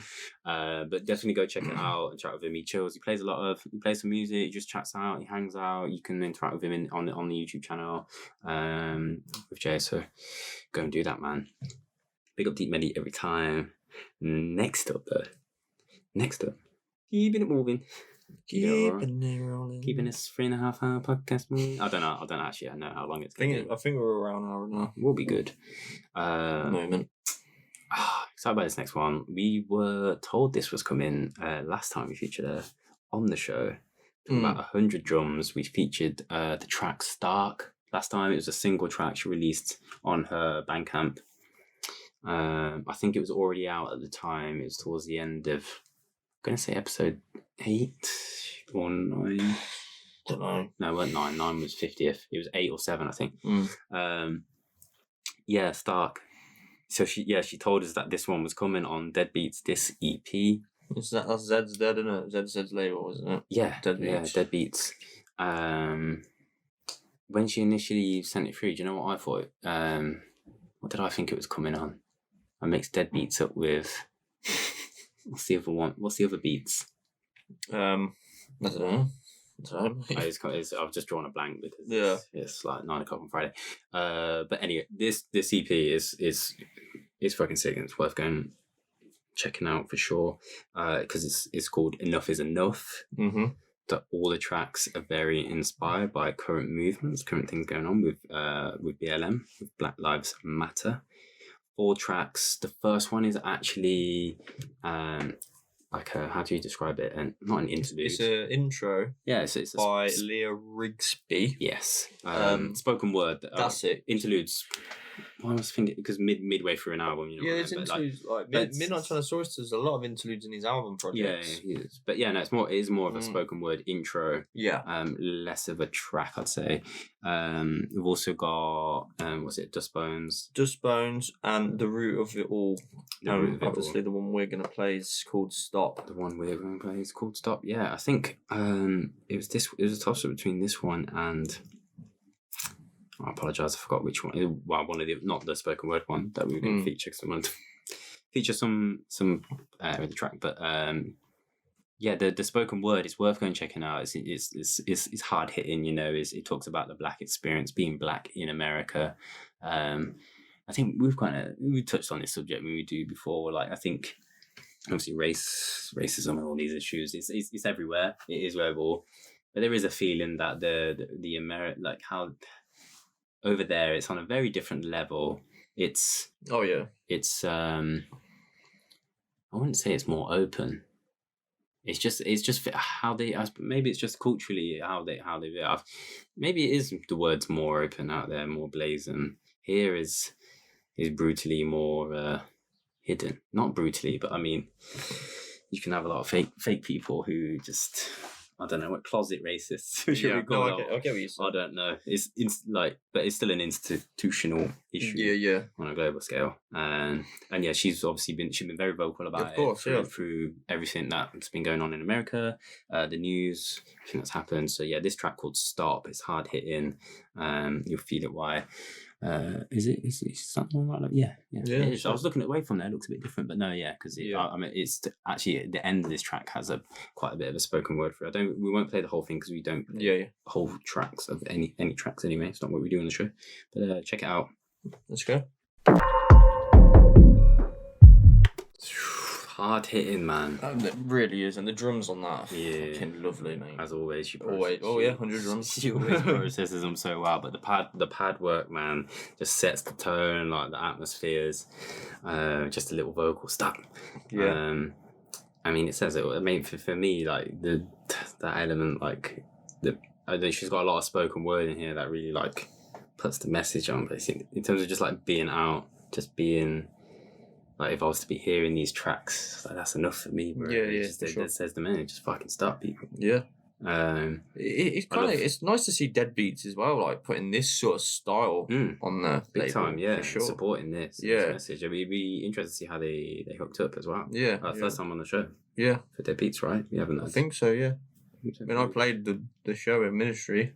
Yeah, with Deadbeats. With them in them. Well, they were in the main room, weren't they? Deadbeats. Yeah, you were doing the yeah. But yeah, it's just like not like you wouldn't put this style of dubstep really with Deadbeats, so it's kind of cool that they've sort of collaborated in this way, big time, and let us show a message because they're a big brand. They're a big brand. So which is good. Why it is good. To see them, fucking back in. Of course, and this message, big up Gabrielle. She always sends the sweetest emails as well, and she sends the tunes in. Man, she always makes an effort to let us know properly like what it's all about. This is how we're doing. We always just tend to reply in the show because we're super busy and we apologise. But we love the project and the artwork as well. There's a bit of visual around this, like the video, like the little clip or teaser or whatever. I don't know if it is a full music video. I don't think it is. I think she would have told us if that was a thing, but like the artwork and then like the teaser video on her Instagram and probably Facebook and whatever else. But I've seen it via. Type that wrong, but it still come up. It's sick because I think it is using some footage potentially where she is present like out at the marches and the protests. Yeah. But they've like graphically altered it so you can't identify anyone really in it. Yeah. But just go and check that out. Like there's been a few things like I think touching on black boxes that Sim did as well with the riot footage, like with live footage from stuff that happened, here in our side. Yeah. With the BLM movement, it was good to see, and I think a lot of the greatest music when we look back at like sort of the older genres, and I think about it. For me, heavily within dub and reggae, it's like a lot of the best music. It's the stuff that was a reflection of their time. The stuff that was happening in their time, especially all the rock bands that touched on, like the Vietnam War at the time, and sort of essentially processing it via their art. I think fucking wicked. So big up 100 drums every time. Enough is enough. And Deadbeats, 16th of June. Don't think I said the date yet. Yeah, that's fine. It's quite important to do that. I think the first announcement was Wednesday as we're recording. So a week ago for you guys if you're watching this straight away. And just keep your eye, keep your eyes tab on that. Go check out the rest of the project, of course, like we said. And really powerful spoken word piece as well at the start of this one. Next up, next up, bro, we got to chuck this one in here. Yeah. And we can't, I mean, what is there to say about it, man? We were gushing over the lad earlier. The lad, what a lad he is. Well, he came through, he gave us a ring the other day, didn't he? He's like, lads, I've got a little tune. Yeah, we were at the pub, weren't we? When I put you on the story, and I was like, just a quick while sort of thing. Even though you never said that, but you're having another Sambuca, which I forgot to actually write in it, which would have been a funny thing because it's sub special. Yeah. Which I think Kenny had a tequila, didn't he? That's why you two were on it. I went home and chilled. He chilled, I only had 3 or 4 Guinnesses, but Hatcha. Yeah. Come through, man. He said he's got a new tune he's going to send through, and he did. Yeah. And he did. Big tune. We don't have the track name. No, we don't. We don't have the track name. This is like a forthcoming album sort of piece, isn't it? For the future. Yeah, this is coming on his album. Is it going to drop this year? Is it going to drop? I'd say next year. I think early next year too. But he's teased us a couple bits already, whether they like... Because you never know, man. There's so much time between now and then.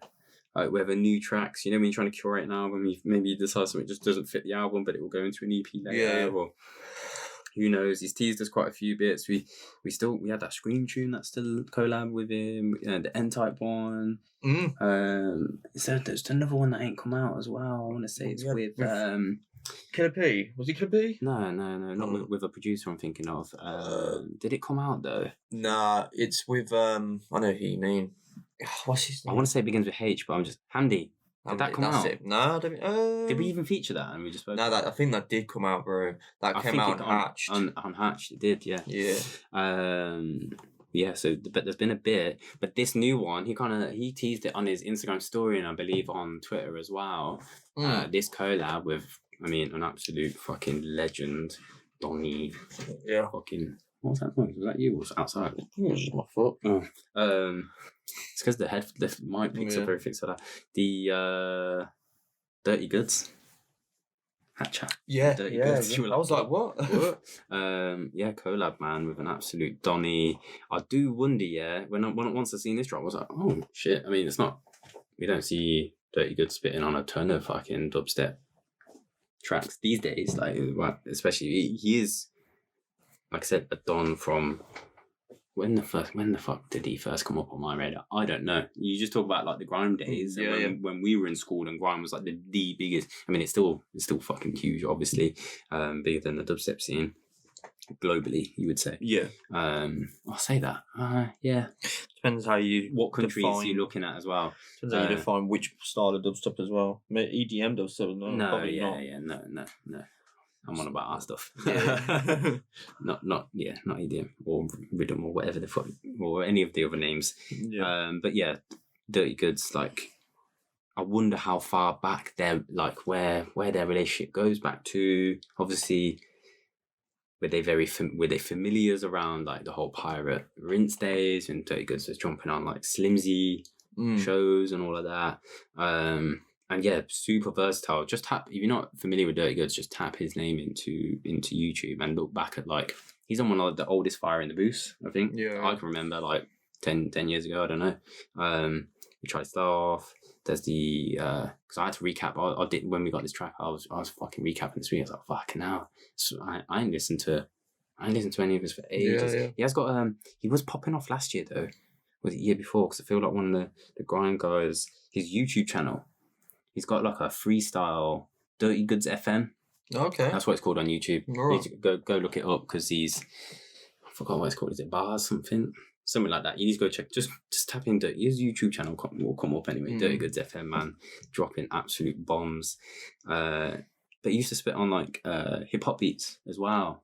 Okay. Still, he didn't do like the whole fake American accent that a lot of people used to spit on hip hop used to do. He was a grime artist essentially, I believe, that could just spit on anything. I think he might have even done some like reggae type, like all them old sort of remember them like sort of crossover grimy more dancehall like kind of stuff. I don't know. But he's just super versatile, man.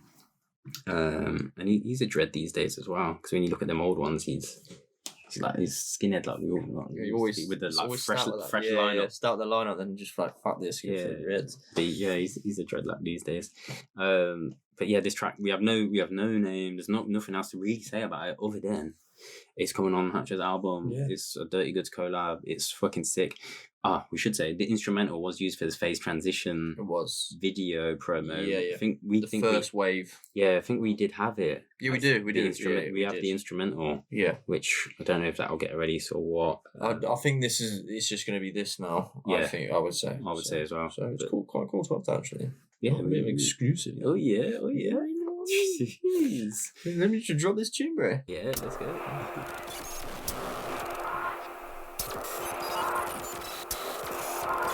Did we feature that one? I think so. There's several emergency exits on this aircraft. Please take a moment to locate your nearest exit.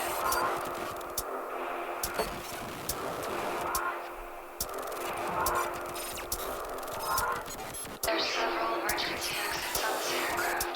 Please take a moment to locate your nearest exit. At this time, we ask that you turn off your portable electronic devices or turn them to airplane mode.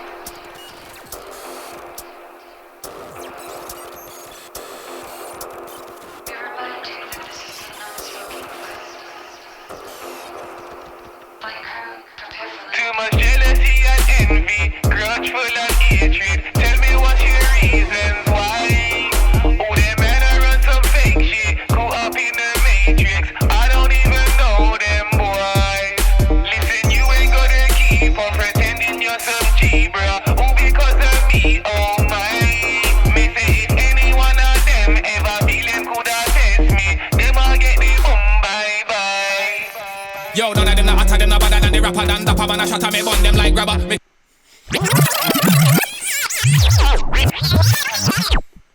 I go back for? Let's just do that bit again. We'll go for that. Yeah, you are. I was like, did it go back further? I can't even. I was getting into Yeah, it. you got it. Oi. I had a feeling when that dropped. He just comes in like lightning though. Yeah, well, I was really not surprised, like expecting that, like then. Nah, you got to. Yeah. He's got so many flows, but I love it when he goes in hard. Right. Yeah, Let's go. mate, Ever feeling coulda test me, them all get the bye. Yo, none of them not hotter, them not better than the rapper than dapper. Man, I shot me bun them like grabber. Me catch them in a trap like snapper. Me take with the money and the daca. Them a ask me fi take the food and left the wawa. One must say sour, cause we a get the cash, respect and power. Should them know say we a king like a baba. Money fi in a hand like ching chang walla. Ching chang walla, you know. Follow to me international, we get pound and dollar. Dirty Goodz and Hatcha, watch out. None of them not match up, them man a play catch up. Them a get the bum bye if them not back up. Tell the pussy them time done, put the clock up. If them a violate, then we rise the Glock up. And fire dub plate, son boy get shot up. Who them a pray, them can't listen at it. Who them a chat, none of them can't stop it. Them bad mind, we are forward, happy. Yard man thing, them a fall like tacky. But father, them a carry jacket. And me carry England in my pocket. Man a bad man, you know see me lock it. The plate start take off like rocket. Them frame cause the flow them rapid. Me let off smoke and them a inhale passive. Bad mind come and get healed by the massive. Me murk them and put nail in a coffin. Make them know Durrty is an assassin. They shatter them with the outside of your office. With tall ups like the Eiffel of Paris. Don't get yourself embarrassed. Too much jealousy and envy, grudgeful and hatred. Tell me what's your reasons why? Oh, them men are run some fake shit, caught up in the matrix. I don't even know them boys. Listen, you ain't gonna keep on pretending you're some G, bruh. Oh, because of me, oh my. Me say if any one of them ever leave. Hatcha. Wah, wah. Like a classic. What's that noise? I think you should hear it, mate. Oh, jeez. Oh, do you know what it is? Because I was opening so much stuff. The fans are going. Oh, yes. Hatch, I hope you're having a fucking great time fishing, bro. You try to get on it so that we can figure out what the fuck. Yeah. What the hell was going on with this track? What's it called? What's his Yeah. We might have some more stuff to get into with Hatcha in next show or the show after. We'll see. Lots of things, lots of discussions going on behind the scenes. We just have to big it up for the fucking 24-hour live stream. Oh, Again, man. million%, bro. Vinyl as well for 24 hours. Yeah, I know. Yeah, I didn't even know he was doing vinyl like The whole 24 hours. I thought he was just going to kick off early with like the plates and that. Yeah, Didn't know he was going to do the whole. like the concentration. I know he had enough for that, but I just mean. Yeah, the concentration you'll need though to mix vinyl. Like on CDJs, you could probably just be like, oh, yeah. That is a pro. Yeah, you can queue stuff up. You can just fucking you're there. Like you got to fuck the whole time. The whole time, car, mate. In some aspects, I wonder if that helps you stay awake. That you can't just you got to be, like being tired behind the wheel, but you're only like 20 minutes from home. You're not gonna fucking pull over in a service station and sleep 20 minutes from home. But if you're 3 hours away, 4 hours away, you might. But to Americans are like, that ain't nothing. Yeah. Fake about this all the time. But to be dialed in for that long with the vinyl thing, and he's got he fucking loving the V10, and he was talking to us about it. I was like, bro, when I stepped up to it, I thought that shit was some fucking helicopter cockpit, man. The buttons, I was like, yeah, it was confusing as fuck. Like, Chef, like that's the other thing we didn't mention. The faders, bro, the fucking. We only had 2 channels for one. One was on 6, one was on 2. Yeah. Like, what? And you're there for the first bit trying to work out of this fucking 3000s. We'll take your USB. I put my USB in. Just wouldn't even read mine. I was reading Chef still. I was whoever was in there. I was like, I can't work it out. It's not the same layout as a. Yeah, I don't know if it was to do with hijacks. Fuck knows. Because he was trying to go through the mix with the lap. I don't know what was going on there. He didn't play anything in the end. No. Chef just did it, so did the whole set. But yeah, it was a weird one, man. Fucking great fun, and like I said, we raised everyone involved raised some good money. Of course. Yeah, you can take a look out for Hatcha's album. I would say go follow him if you don't. It sounds stupid. Dirty Goodz, go do that if you're not familiar, because obviously he's not a household name in dubstep itself. But any fucking grime heads, anyone who follows the scene will know or should know who the fuck he is. Next up, keeping it moving. Keeping it rolling, man. This next label again. Back. This time we're a couple of our fucking local boys. Oh my god, yeah, it's close to home, this one. Yeah, big time. We haven't had these boys on for the show for a bit, man. No, we haven't. Frozen Plates coming on with their next release by Tik&Borrow. Tik&Borrow, mate. They're back on the show. Yeah, Frozen Plates. Like I said, always say it. One of my favourite labels in the scene every single time. Fucking love their shit. And yeah, they've come with a 2-tracker. As always, A track is a Retrograde. Yeah. And a B track is the one we're going to play called Wooden Spoon. The Wooden Spoon as well, man. It's crazy not to have these guys on for fucking quite a bit. But I'm not sure.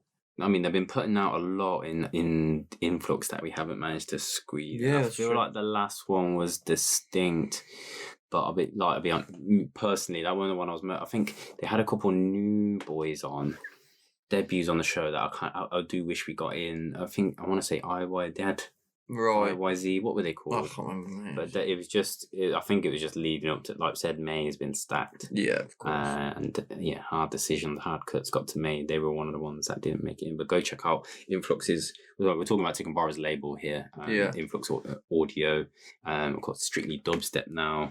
And we know they've signed out for the year. They'll basically have monthly releases for you to go lock in. Hopefully we get Influx Audio back on the show. But right now it's Influx. It's Tik&Borrow's release. We spoke about this last time. Did we feature on with Deadbeats? That was the one I was trying to think of when we said Deadbeats. Yeah. I just couldn't because it was another D as well. It's just go on, Deadbeats. They promo wise, even though they can easily just put themselves out on Influx Audio, just getting their name out there, spreading it. Of course, Frozen Plates vinyl only. They've been doing bits, and I think they plan on releasing a bit more every a couple a year, or I think that's either 2 or 3 a year on labels other than Influx Audio. So sick to see this one coming on the 5th June. Yeah, and Wooden Spoons. Let's go, man. Spoon, not plural. Spoon. One spoon, not 2 just spoons. One fucking spoon. One wooden spoon.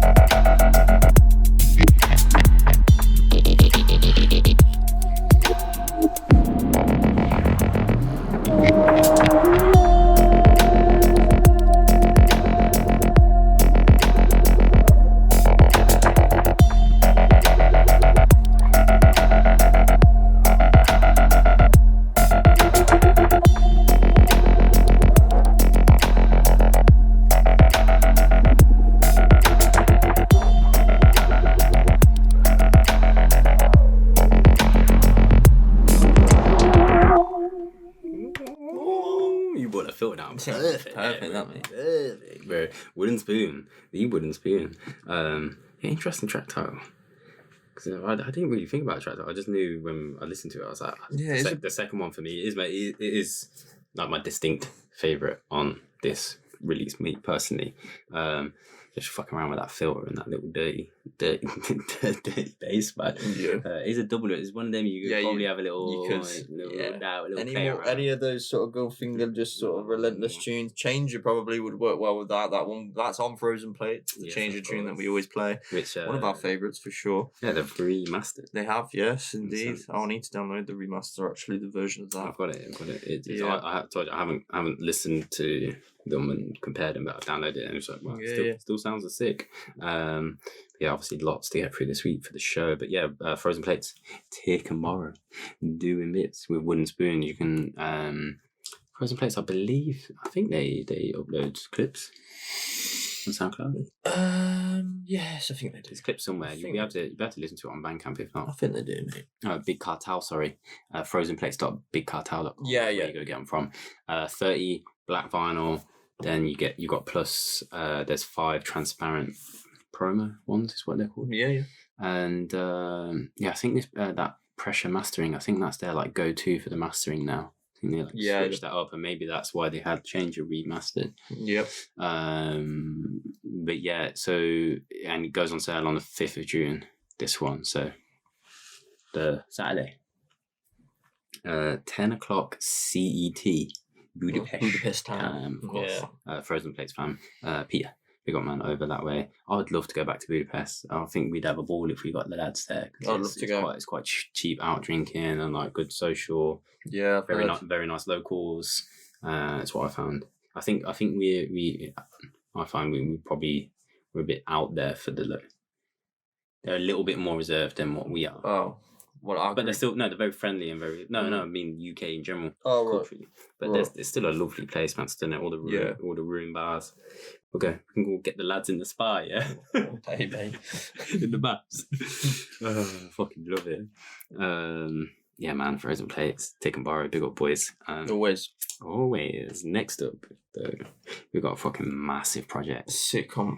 This kind of caught us off guard a little bit, bro. This is huge. This one really caught me off guard. There was a lot of names to recognise. Yeah. But like the tunes, the quality of tunes, and what they've got on here, some dubs that we've had as well. Not fucking. It's like wow, because they're a very very new brand label. Yeah. I think this is their volume 1. Have they even had any releases prior? I don't think. No, they have they? Yeah. Didn't we not have one on the show? Or did we not consider one for the show? We've had it in the email that I feel. I feel like we have. Maybe I'm wrong. Me, it's the only one I know. Maybe I'm not. Maybe you're right. I swear they've got like fucking no followers at the moment on their SoundCloud. Well, yeah, I know they're new, but I feel like they've had an EP or something, not a comp. Well, let's have a look on their SoundCloud, mate. You want to have a look? Have a look on the SoundCloud. We're talking about Cimmerian records, FYI. Oh god, I typed it twice because my computer was slow. I don't know. Let's go tracks. This is British Columbia. They're from volume 1. This is how they're launching the label. Then, so is it going to be a compilation only thing? I don't know. I'm not sure. Yeah, no, Killborn. We've had him on the show. Killborn. You did a guest mix for us. Yeah, did a wicked guest mix for us. Founded Cimmerian. He's coming here with compilation 1, and he's come out swinging. He has a track on there himself as well. 11 artists. Yeah, do you want me to go through quick? General. Yeah, just lock off the artist names. Nalif, No Remorse, Riddim Fernandez, Slayer, Substance, Teffa, Raz, Ancient Thrones, Internal Frequency, Killborn, L-Nix. Oh, I smash it every time. So I told you, man, you should be reading the notes. Reading. You're fucking this is like my biggest dyslexia issue is fucking reading. And then here I am in front of the fucking notes every show. But yeah, I mean, it was a difficult choosing. I'm still got like in the back of my mind, like, oh my god, I want to play like 4 or 5 tracks from this release. You can play more. It is just top to bottom. There goes my fans again because I've opened a record box. So But yeah, no. Which one? Let's go your first. Yeah, Ancient Thrones, mate. Hard business. It is hard. Brand new name to the show. Yeah. I don't know anything about Ancient Thrones. I'm not even going to pretend to drop knowledge. I think we just this. It's nice sometimes when we do it like this and we just learn after the fact. Yeah. Maybe we've completely slept on someone. Maybe. Maybe they are just a fresh up and coming that we're going to get to go now. Yeah. And hopefully you do too. Ancient Thrones. What will happen is after the show, because we do with anyone we feature, we try to anyway. We'll follow them. So find them via our Instagram if you're looking for them. And I'm just saying them because it could be a female. I don't know. Ancient Thrones. We don't know, or male, or however they identify. But yeah. What's the track called again? Sorry. Hard Business. Hard Business. Let's go.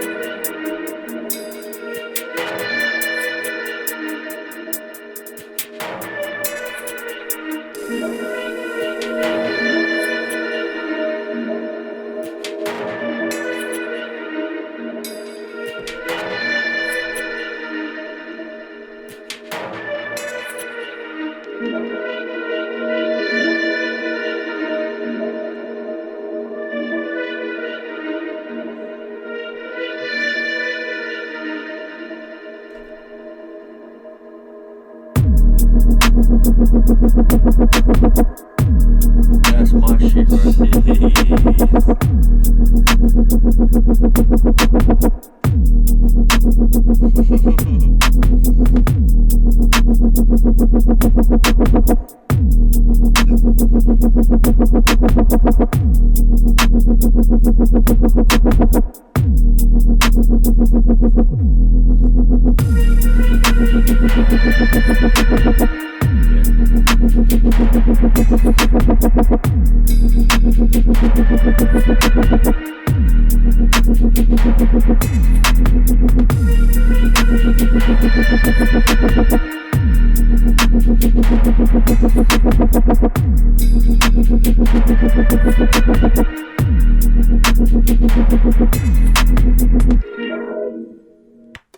It hits you hard with it. Like. Just that wobble. Of course, man. You're selected the wobble. That's a cutter all over. All day, man. They always do something for me, man. Yeah, they do. It's just that classic sound, bro. That's it reminds me of the early days a little bit. Yeah, and you mix with the love that shit. The atmosphere, like the pad work again, man. The fucking atmospheric's killing it in this show with that today. Cimmerian compilation. That's just a little taste of what is in there. We have to say, the what's the Teffa track called again? Green Bricks. Green Bricks. Yet another one getting released. That was Enki Mix. Enki Mix, yeah. That was what you dropped. Is there one I dropped or you dropped? Didn't we both drop a Teffa tune? There's another dub in there. I think you dropped that one. I think I did, yeah. Early on. It's early on, yeah. So. Yeah, Green Bricks. Go check out the Enki Mix if you want to hear that one. I imagine Cimmerian will get them up on the SoundCloud or clips of or whatever. But yeah, a whole bunch of bad boys on there. Like we said, we read those names off. I ultimately landed on, I was going to select, I think, the L-Nix tune. For me, we haven't had anything quite like this on the show for... No, not really. For a bit. We haven't had L-Nix on the show for quite a bit, and he's a bad boy as well. And it just gives you a different taste of like the kind of vibe that's on this comp and deserves it, man. So yeah, the track's called Purple Glitter. Purple Glitter. Yeah, kind of makes sense. But yeah, you'll hear you'll hear the purple, the influence. So yeah, let's go then.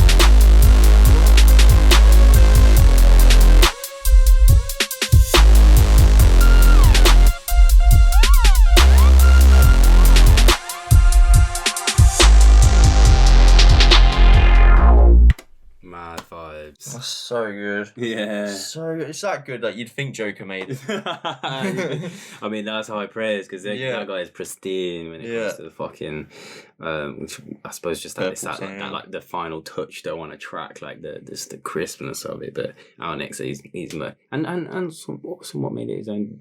L-Nix is all about those mid-range, those gliding, bass. Made it his own in all his tracks. That is. If you heard that without all the glitter on top of the purple on top of that mid range, you would know. It was you nailed it with that. You can hear his influence in it himself, and it's not just made it for like a Joker tune. He's sort of he had his own sort of. He's named it right and paid homage to the vibe that that has inspired that track. Yeah, and it just sounds like fun. That's the thing with all the purple music. When you look back and you think about the nights we go out to. When someone like a Joker played a set and played those tunes, you fucking the vibe in the dance is just unbelievable. Yeah, for sure. Unbelievable, man. Oh, just again, man, goosebumps thinking about it. No, we're soon, man. We're soon. Jeez. Yeah, but not them. You can't take us back to them days. No, you can. The vibes. There'll be something. Elon Musk will make something. Time machine.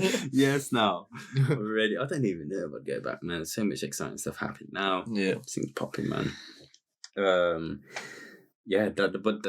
is a glimpse. That's a 2-track glimpse into the Cimmerian compilation. It's really, really strong. Volume 1, huge, so strong, really tough to choose, man. I mean, I think the vibes on that, and like I said, having nothing like that on the show for a long time, not having L-Nix on the show for quite a long time, swayed me towards it as like one of my top sort of 6 or 7 tracks on top of it now, on a personal day. Like, it's just a vibe. And obviously a couple of them, like we said, the Teffa one we had as a dub anyway, putting the Enki mix. So definitely go check this out. The name, if you're not sure, that are fucking probably dodgy pronunciations or just the Midlands accent, then it's in the description. Go find it, go support them, go follow Killborn, go follow L-Nix, go find and follow Ancient Thrones, because we're going to do the same once we get on promoting this podcast. That's the one I'm looking for, looking at tags online. And I was like, what is it we do again? Podcasting. And this is going to be available on the 1st of July. Yes, this is the one. I wonder if we'll see. We'll have shitloads to get in. I was thinking we sneak another one in next show. Yeah, probably got loads. We'll have so much. But maybe this will be one of the later clips we share on the socials, so that's nearer to the release date. Probably is what will happen. So absolutely banging. Big up Killborn for putting this one together and all the artists involved. Next up, yeah, man, we're bringing back a recent new name, another new name, one that those who lock into the show regularly will be aware of, may remember as well. Obsidian, this label, we had around Christmas, I think. Is it around Christmas? Yeah, because it was Kairo on that one as well. Yeah, of course it was. They're keeping it in the family. That was the Loto. That's the one. Obsidian one.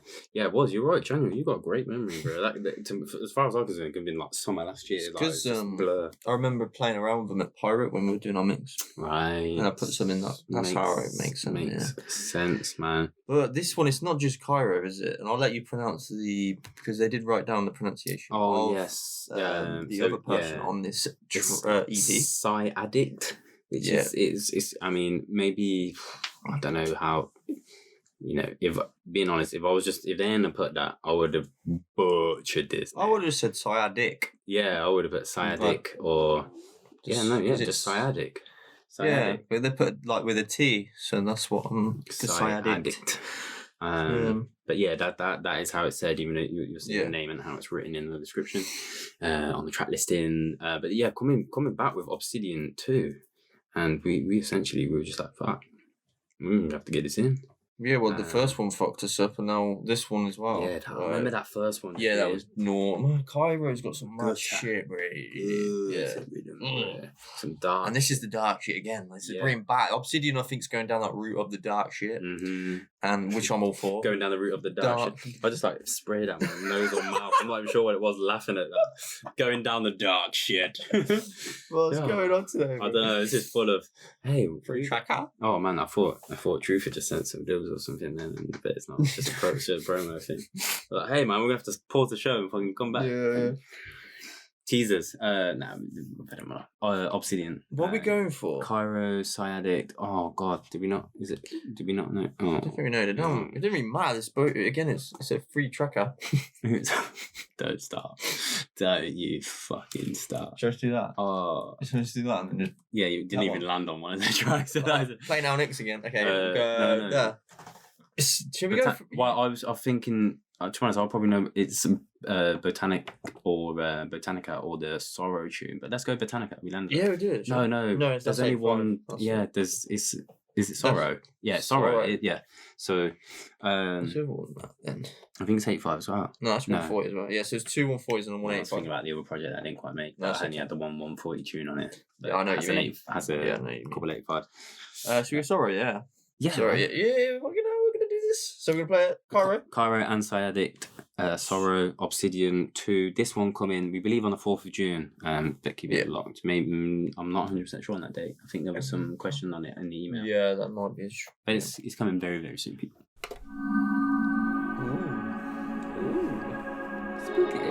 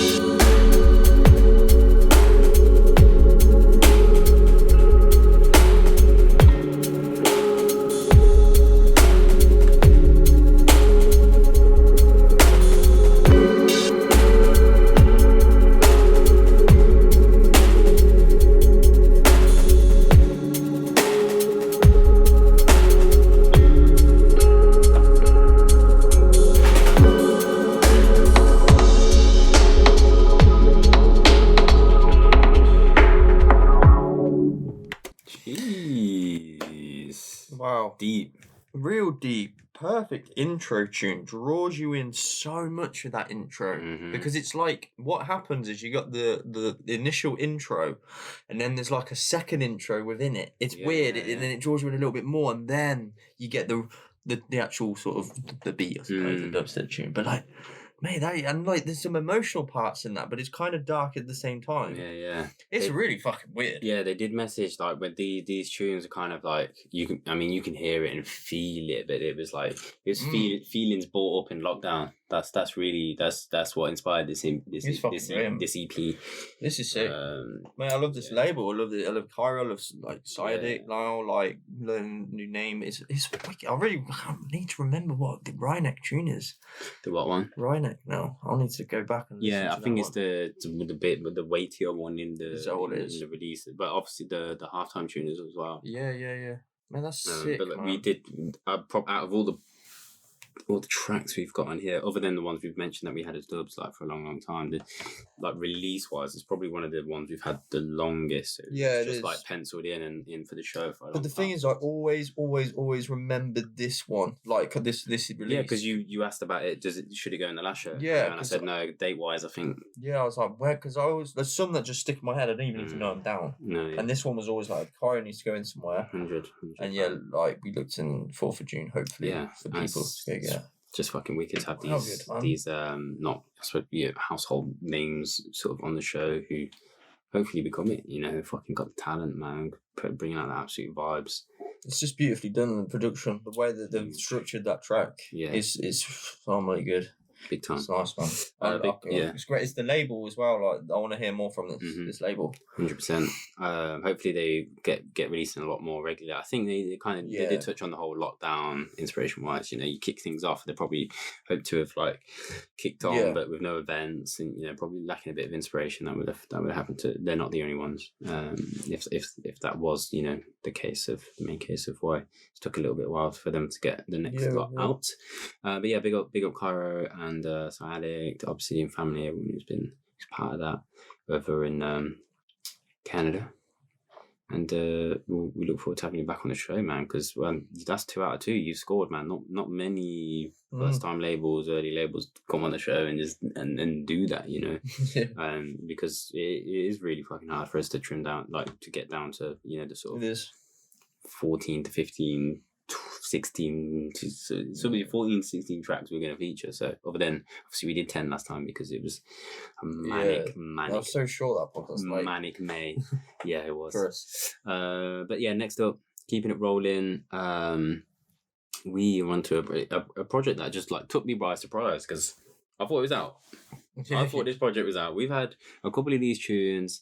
We've had fuck me, man. Maybe like a year and a half. Yeah, at least a year. At least a year, and I didn't even realise like the amount I've played these tunes. Like probably not even in like official stuff like sets we put out. It was like just us mixing. When we were at the shack the other day, obviously pre-dub special. I played like a load of reggae and dub while people were just getting on it for a bit for like. Yeah, but no, maybe an hour or so. And I remember playing tunes from this project, while just getting everyone in the right mood. But saving all the fucking dubstep for the show and afterwards. Yeah. But Medicated coming with an album on Dank and Durrty Dubz. Got to big up Sashwat. He hit me up on Facebook and said this is coming on June 13th, this one. And I was like, oh, sick. Obviously I seen the name, clicked on it, and I looked at it and I was like, I know them tracks. Yeah. I know them tracks. We've had them. So Medicated, Living in a Situation, LP, I believe is what it's called. 8 tracks. Let's just fly through Living in a Situation. It's sort of common times, I suppose. Yeah, I think so. And there's like the artwork for it as well. It's like it's pretty sick. It looks like it could be out of like a movie, like like a like a little cabin shack type thing. Not the Shabambo shack, but like a cabin, like one that you would like, sleep inside of or stay in for a bit on a trip. But 8 tracks, Medicated. You've got collabs on here with a whole bunch of like fellow like producers and MCs, man. The track we're going to be playing, because I'm just going to mention it straight off the bat because it's the first track and we're playing this one, Medicated and Gdash with Fikir Amlak, obviously who I've gushed about before on the show. Probably not for a little while now, but it's absolutely Donny. If you don't know who he is, you need to go check him out. Name in the description. Honestly, just go do it. We're playing that track, the vocal version, Natural Law. You've also got a rhythm track of that one. Then you've got Medicated and Fikir, Amlak, another one, Wassender, then Ober, the Ober, and Medicated Rider Shfik's on here, Medicated track, another Medicated Jamanga, 2 collabs actually with Jamanga in it, and then there's a Medicated bootleg, which actually I think that one is being released as a free download. Yeah, I suppose that gets away with the bootleg. Yeah, the bootleg is a free download that will be dropping on SoundCloud on the day of the release. Cool. So if you don't follow Dank and Durrty Dubz you should on SoundCloud, you should do that on any of the socials, so you make sure you get the update, because obviously the SoundCloud feed, I mean, why is that? The app. I'm not even going to go into that because I bitch about it all the time. You get a free bootleg, as well as go and support this project. 13th of June. I mean, it's a banger. I say a banger. It's just sick vibes, man. I can't get enough of Fikir, and anything his vocals touch. This the production as well from this one, Medicated on Gdash. Let's go. Let's fucking go, man.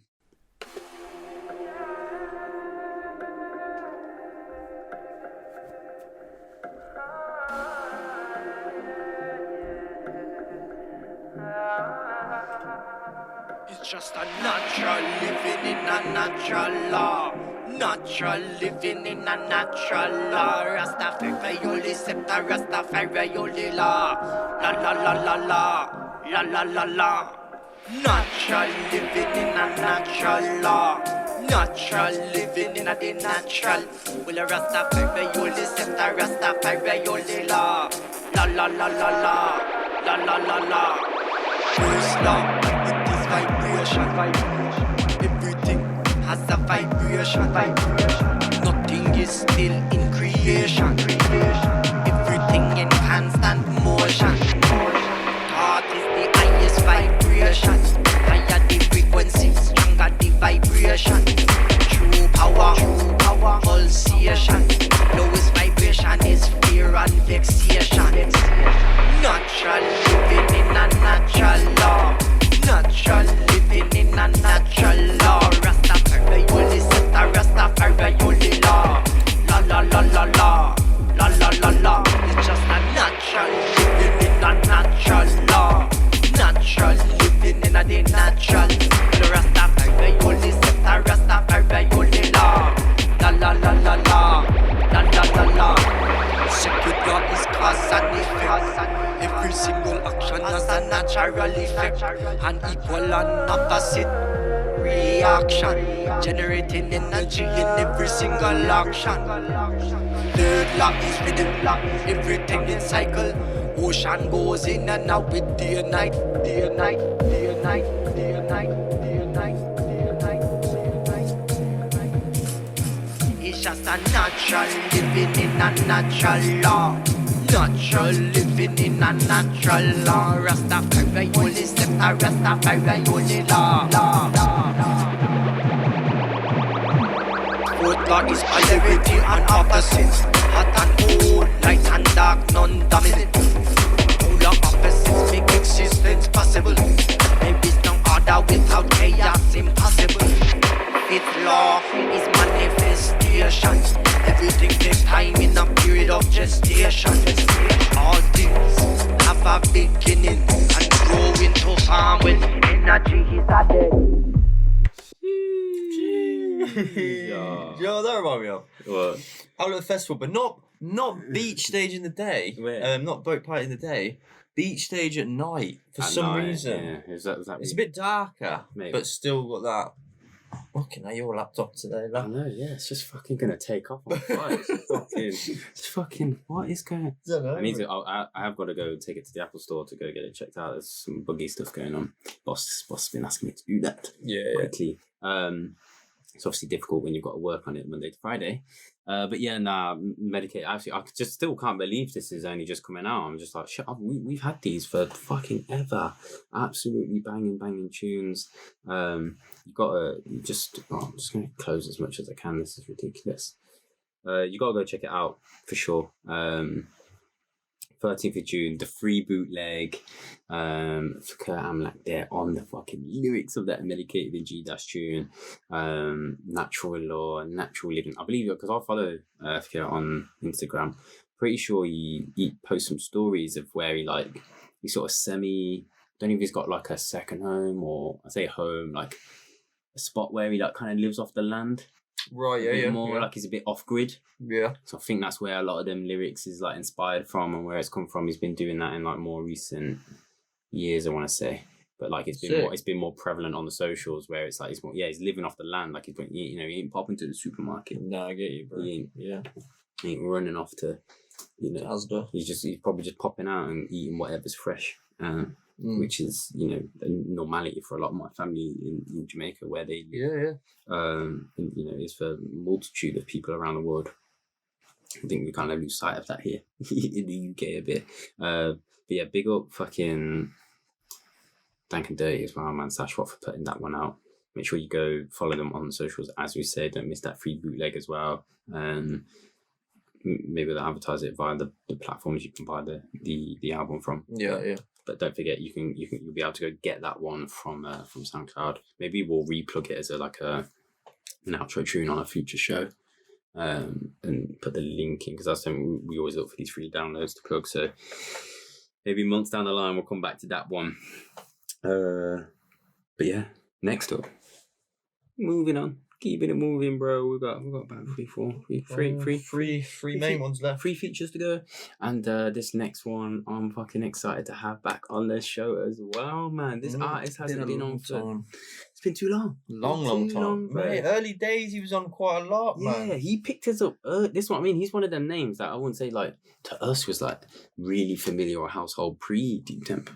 But like as soon as we kicked off Deep Tempo and like around that time, it was just like we were like getting on his tune, and we had quite a bit, man. And Akhur back on the fucking show finally. Back on. Here we go, man. 2-track EP this one, yeah. 2-track EP this one coming on Defy Culture. Yeah. Big up the Defy Culture fam as well, man. Always coming through with some fucking bangers. They've got another one that I think we may have on the next show. I'm not 100% sure because the dates are kind of moving with this one. This is meant to be coming out on the 31st of May.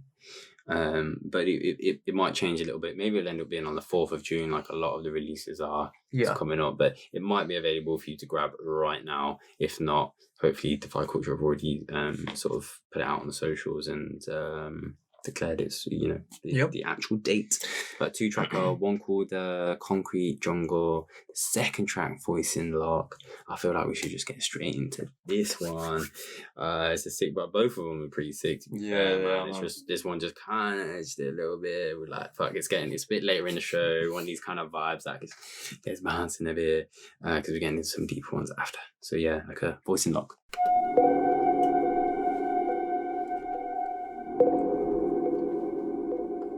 I've had these ones for a bit as well, haven't we? We have a couple of months or so, a few months.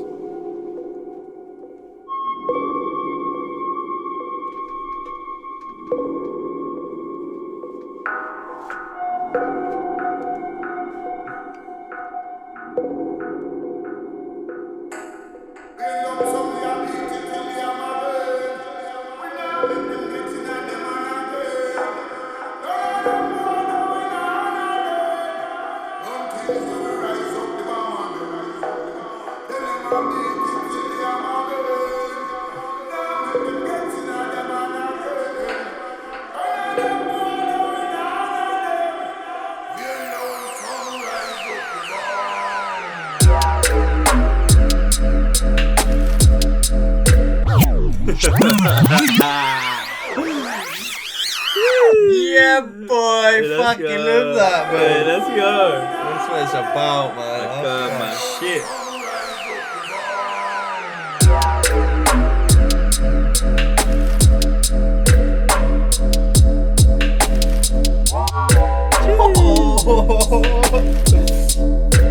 Yeah, man.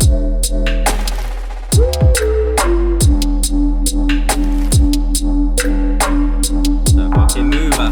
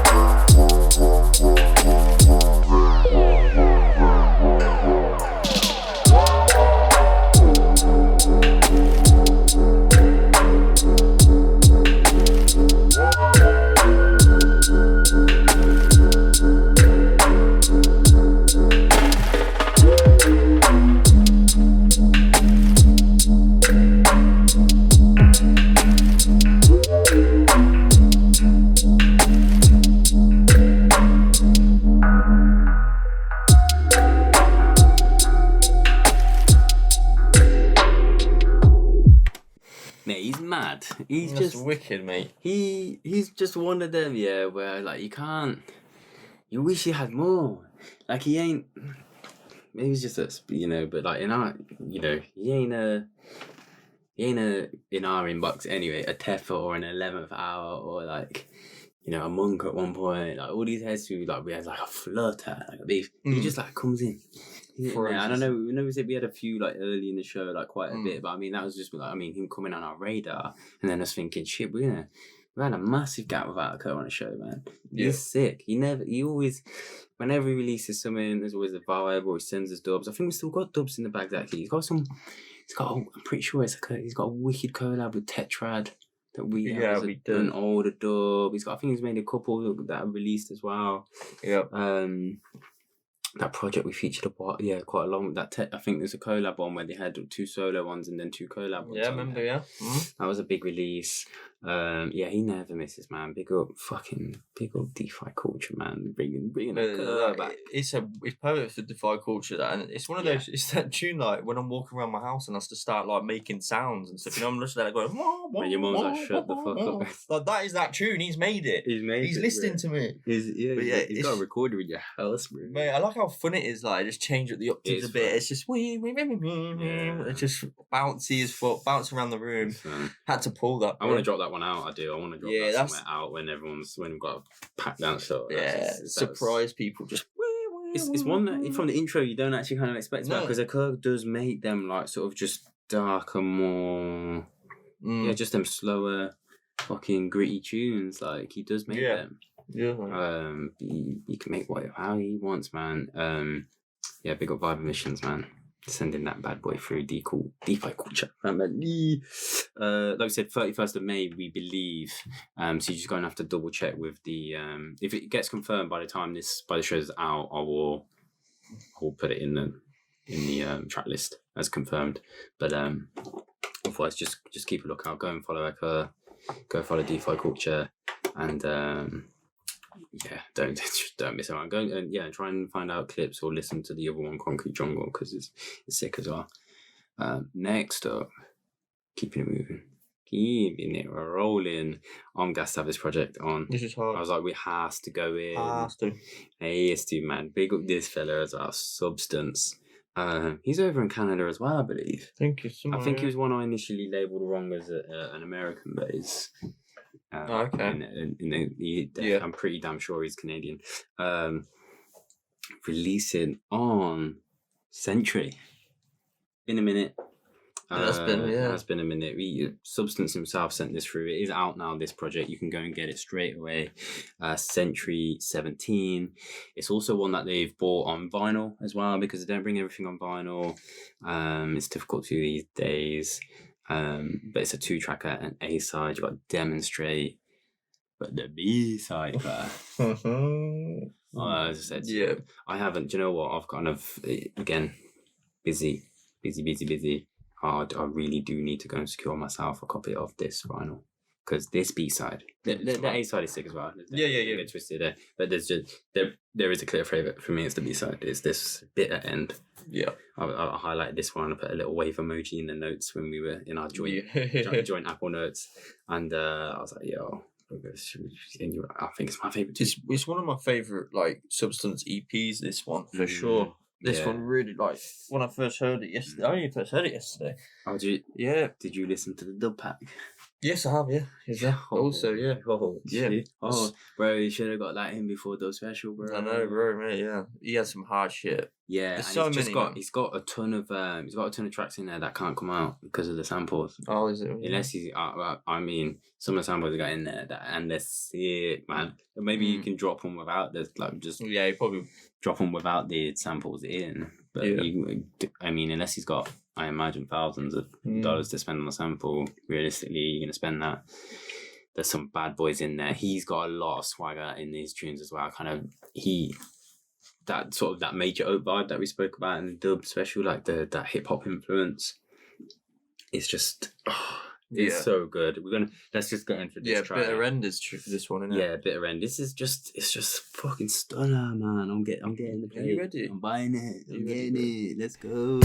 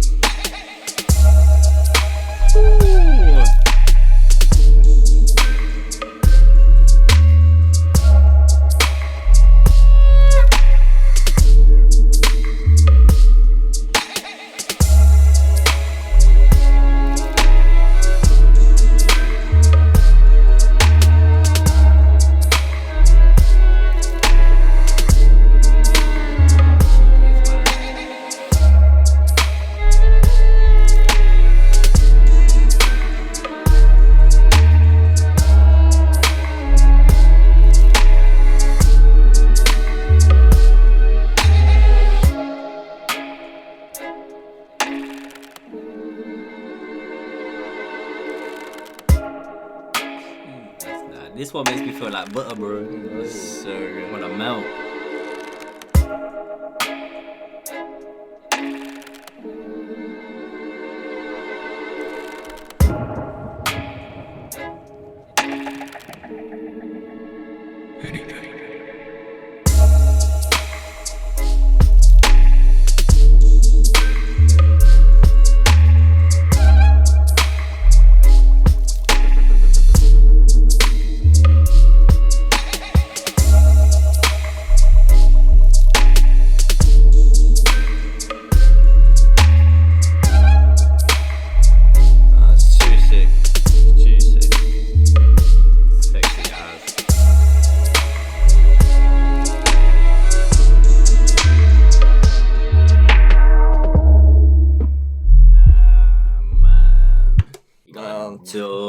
Strapped to that one, or else you're making babies, bro. I'm telling you, yeah. Next time I bring a girl back to my room, damn, man. Whacking on this. I'm just like, look, check this tune. Check this fucking tune out. Get a smoke machine. I'm like that. Put the headphones on as well. Listen to this tune, like, get the mic. Get on the monitors, bro. Damn. I'm like that, and then on this headphone. Mate, straight away it should be like. Straight away, she all over me. Oh yeah, any ladies locked in, let us know what you're saying. What's that tune saying? I'm not about hollering at us. I'm all about is that tune doing the works? Because hey man, yeah, man, that's sick. People want to put on some R&B and shit. Nah, man, we got sexy ass dubstep too, bro. Mate, you had the sexy dubstep in the first ever episode. What was that? I can't remember if you said this. Baby making music, man. I think it was a juke tune. Yeah, it was juke. No, Harbour's back like that same. I talked about Major, that swag, that sort of those chill, that sort of confident, just hip hop swag about it. But also, I mean, history. You can go down the jazz route, all of that. But Mr. K, so vague. Made me feel buttery too. That's another one. Super buttery that tune. A bunch of them. He's got what's the other one? On the So Vague was on the White Peach release, wasn't it? What's the one on Navy Cut? Oh, I can't remember the name. But yeah, I know what you mean. Mind Explosion. Yeah, man. Substance. Anyway, that's who we're talking about right now. Sentry. It's available right now. You can go and get it. Sentry 17 and Violent available. I am fucking copping this one. I'm gonna do that before the show goes out so we don't fucking promote it. I don't know how many's been sold. And also, I do want to plug, while we're here and we're talking about Sentry, Youngster Man had a fucking wicked interview with Kovu, who we mentioned, obviously because we met him down in Brighton for the Phase Transition stream. See, Kovu's a host and basically runs things down there in terms of everything in the dubstep scene, has relations with Juno Download and just a list for them. And he interviewed Youngster recently. I think I'm pretty sure he shared it in the Shitty Dub group as well. But yeah, he's the man with the golden voice. Perfect for the interviews. Oh, he's brilliant. Just his voice is wicked, and he's just got a clarity about the way he speaks, and it always just brings, I guess, value to the scene. He's very good. The nuggets that he gets out of people like Youngster, the questions he asks, and there's some awesome conversations in there. They get into they talk about phase transition a little bit. Youngster speaks about not having actually seen Hatch, but seen Terry because he played quite soon after him, so he was still dead out, probably, I don't know, back in the hotel or whatever. That's why we had the conversation that I alluded to earlier about us being quite lucky actually the time we were on, about it being 8 hours and him being back. But yeah, they get into Youngsters. They talk about his mixing style, about Kovu asks him about he's inspired a ton of heads. He inspires us all to be better at fucking DJing and selecting, and he talks about his style of DJing and how that lends itself to him being really selective about the kind of tunes he makes and how he wants it to feel like one long track that how do you describe that curves and bends, that doesn't, I suppose, ebbs and flows rather than has stops, and for all us heads who, I get what you're saying. Yeah, he goes on to he talked about how it's natural to him now, but obviously back in the day, it's something he's got better and better at over time. Of course, yeah. Yeah, he's just a fucking bad I need to listen to that. Yeah, I'm pretty sure he mentions this EP. He talks about it's like a 15-20 minute interview, and they pack so much fucking sick stuff in there. He talks about Sentry. He talks about how they're signed up. Their tunes are signed up till mid next year. You know, they touch on loads of stuff. The SPMC, like more garagey tune that they had back that I bought the repress of recently, because I suppose it's not, you know, it wasn't Sentry. He did pay attention. He did look and thought, oh yeah, that's a fucking vibe. I don't know where I heard it again, what mix it was. Yeah, it made me go, fuck. I seen the repress and I was like, well, I don't even give a fuck if I just play that for pleasure, whether I actually put that in a mix or whatever. I'm fucking buying it. It's absolutely bad boy. Yeah, obviously, I've got all my old school garage tunes, all my fucking shit my dad gave me. So who knows, man? Maybe I don't want to start fucking buying a load of fucking garage music. It's expensive enough. Could keep it up with the dubstep stuff that I love. So yeah, man. Big up Youngster and Sentry and Substance on this release. They smashed this one. And go check out that COVID interview. I've got it here in the notes. So I will try and remember to link it down below so you can just click straight through to it whatever platform you're listening on. Last but not least, last full feature of the show. Yeah, boy. Big time. Another one that's out. We've kind of saved these ones, you know, we're trying to bring you value, bring the ones that are, you know, forthcoming. But we want to touch on, you know, the ones we're fucking loving that have just dropped. And that you should definitely go and check out. And yeah, last but not least, we've got Hella. He said he did send this to us. Yeah, he did. I'm gonna say a week or two ago. Yeah, quite a while. I think it was even longer than that. Was it? Oh shit! I don't know because I just remember we had this before last show. We had it before. Oh, all right. Yeah, because I just remember him DMing us. Wicked music video. It's Hella's production with Logan's vocal on it, which is, you know, just becoming synonymous with all of us as fucking dubstep heads now.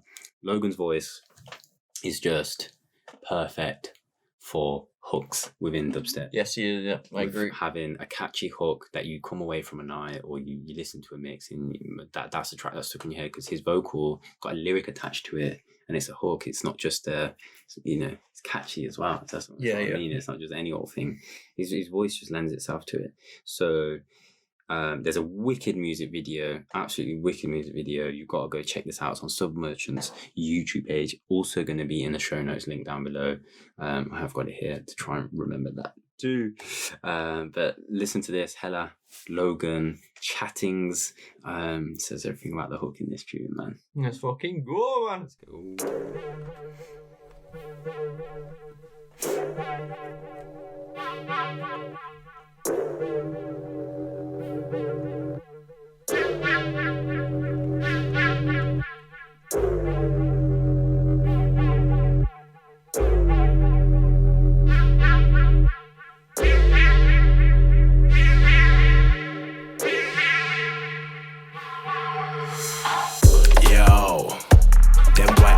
Chatting. Them I love make noise, plenty of gas in. Gas them I love gas enough chatting. Gas them I love gas enough chatting. Gas them I love gas enough chatting. Love make noise, plenty of chatting. Them boy have plenty of chatting. Them I love make noise, plenty of gas in. Gas them I love gas enough chatting. Gas them I love gas enough chatting. Gas them I love gas enough chatting. Love make noise, plenty of chatting. Them I love light, them I love gas. Talk, chat bad but none of them want the walk. Inna the Gaza, them why they get caught in slaughter. It's a serious thing in my corner. Works for me, learn that from my father. If you're not gonna make a quick money, then wanna make sure you barter. Them why they love chat too much.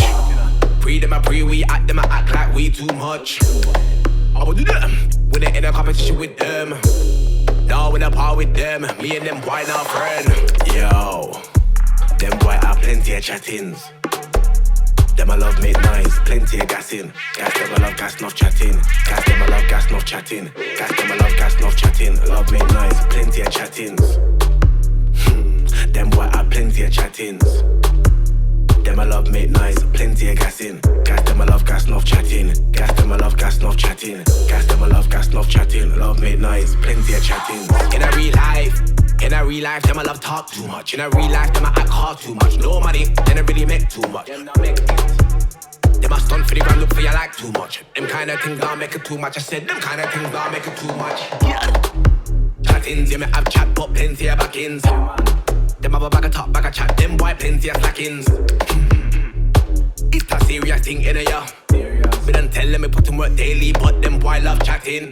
Yo, them boy have plenty of chattings. Them I love make noise, plenty of gassing. Gas them I love gas, enough chatting. Gas them I love gas, enough chatting. Gas them I love gas, enough chatting. Oh, it's just while that was playing, I was trying to remember like what was that set that Logan was on the Fold London stream. I think it was Shook Knights and Square Waves Fold Night. They're Square Waves there. So he's on one of them. So was it on Felix Dubz set? Or was it on? It's probably on Shooks himself, wasn't it? Probably, yeah. On Daku Records. It's the whole Daku Records one. Mystery fucking Felix Dubz set was unreal, man. I'm sure Logan was spitting on one of their sets. It's hard to fucking tell by the thumbnails. I'm not going to click on one of them because fans will go. Shit will go. But it was just going fucking. He's on with two other MCs as well. He's on. Is it with him? Was it he? I haven't seen any of that yet, mate. I just fucking. I don't know why. I just sometimes catch them when we're doing stuff. No, they like Friday nights again is when they run, and it's been difficult because I've had them on a bit when we've been planning Saturday shows, but it was like the fucking N-Type and Youngster. That's the one. That's the last one I caught. Yeah, that's fucking naughty, man. Them two, man, in the session. Crazy. That night was it, but again hard because I'm trying to go through the emails and I can put it on basically those streams usually, and I'm downloading everything. I'm getting it all into the folders, and as soon as I drag it into Recordbox or organising the folders or whatever, and I'm listening through, then it's just game over. I can't listen to them anymore. So. But yeah, big up Logan, big up fucking Hella for smashing the production on that one. Hella's getting fucking sick. He is. We keep speaking about it, but he is getting sick. And absolutely big up the Submerchant boys for fucking bringing him out because, he's been improving. He's been doing bits the Maple Trees release and. What was the other one he had, man? Not on a different thing. I can't remember. He had a Bandcamp release, didn't he? Or two? Yeah, that's true. He did. Pretty sure he had his own Bandcamp release or two that was sick as well. But yeah, Submersion boys doing well. Doing fucking bits. Big up Drum Terror, big up Jawan, Beefer, and it's Dandim, isn't it? Because you played it the shitty dub. Right, yeah. Big up them boys doing bits. When did I say this one's available? It's out now. It's out now. Sorry, of course. Music video is sick, man. Hella's like, I think he posted some clips of him. Like he's all like in this because they green screened it. They like Hella's like in neon paint, so you can't really see his face. You know, it's all that silhouette. With like the lights and. They did a top job. Do you know what I mean? Like all around. I mean, Drum Terror. I know he's worked in. He's been in and around working in the back end of the music industry as well as. I listened to his podcast one. Yeah, the conversation one he had. Yeah. What was that called again? Can't remember. We were supposed to go on it, weren't we? What was it called? I can't remember. We were supposed to go on it though back in the day. A while back. A couple months ago. But I haven't seen that pop up, but it was interesting to listen to bits. I think there was like clips put out somewhere. But yeah, and obviously Drum Terror himself fucking on that Crimson LP. Yeah. Smashed it with Darkim's the Dark track. We did have that one on the dub as well. Like I said, the grimy bits. Drum Terror's featured in my J Fresh mix, his Piper Flip, I think, bootleggy thing in there.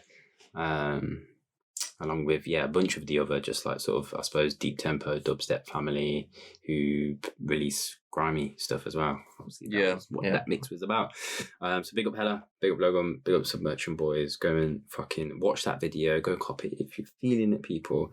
Get it in your sets. That's the show. That is the show. We fucking smashed it. It's probably 3 hours, though. It probably is 3 hours. Yeah, we'll see how when I trim it up. Definitely. Well, not that we don't. We don't edit much, guys. Nah, if you haven't noticed, literally. I mean, when you see a little cut, it's probably because we went for a piss break, as we have done once this show. We have indeed. And really good together. Sword fight, and no. So Todd hasn't even had dinner yet. It's fucking 10:30. You've had a few beers. Yeah, I don't know how you didn't eat before you finished work late. Which didn't help. You're getting on it tomorrow. Yeah. So I feel like you need to get some nutrition in, because you're out. The reason we're filming today is because you're out in Birmingham all day. Yes, tomorrow. Birmingham crew. Yes, things are opening up. I hope everyone big up for locking in. Hope everyone watching is doing good. You're blessed, man. Things are getting back to normal. We're all excited for that. Don't forget.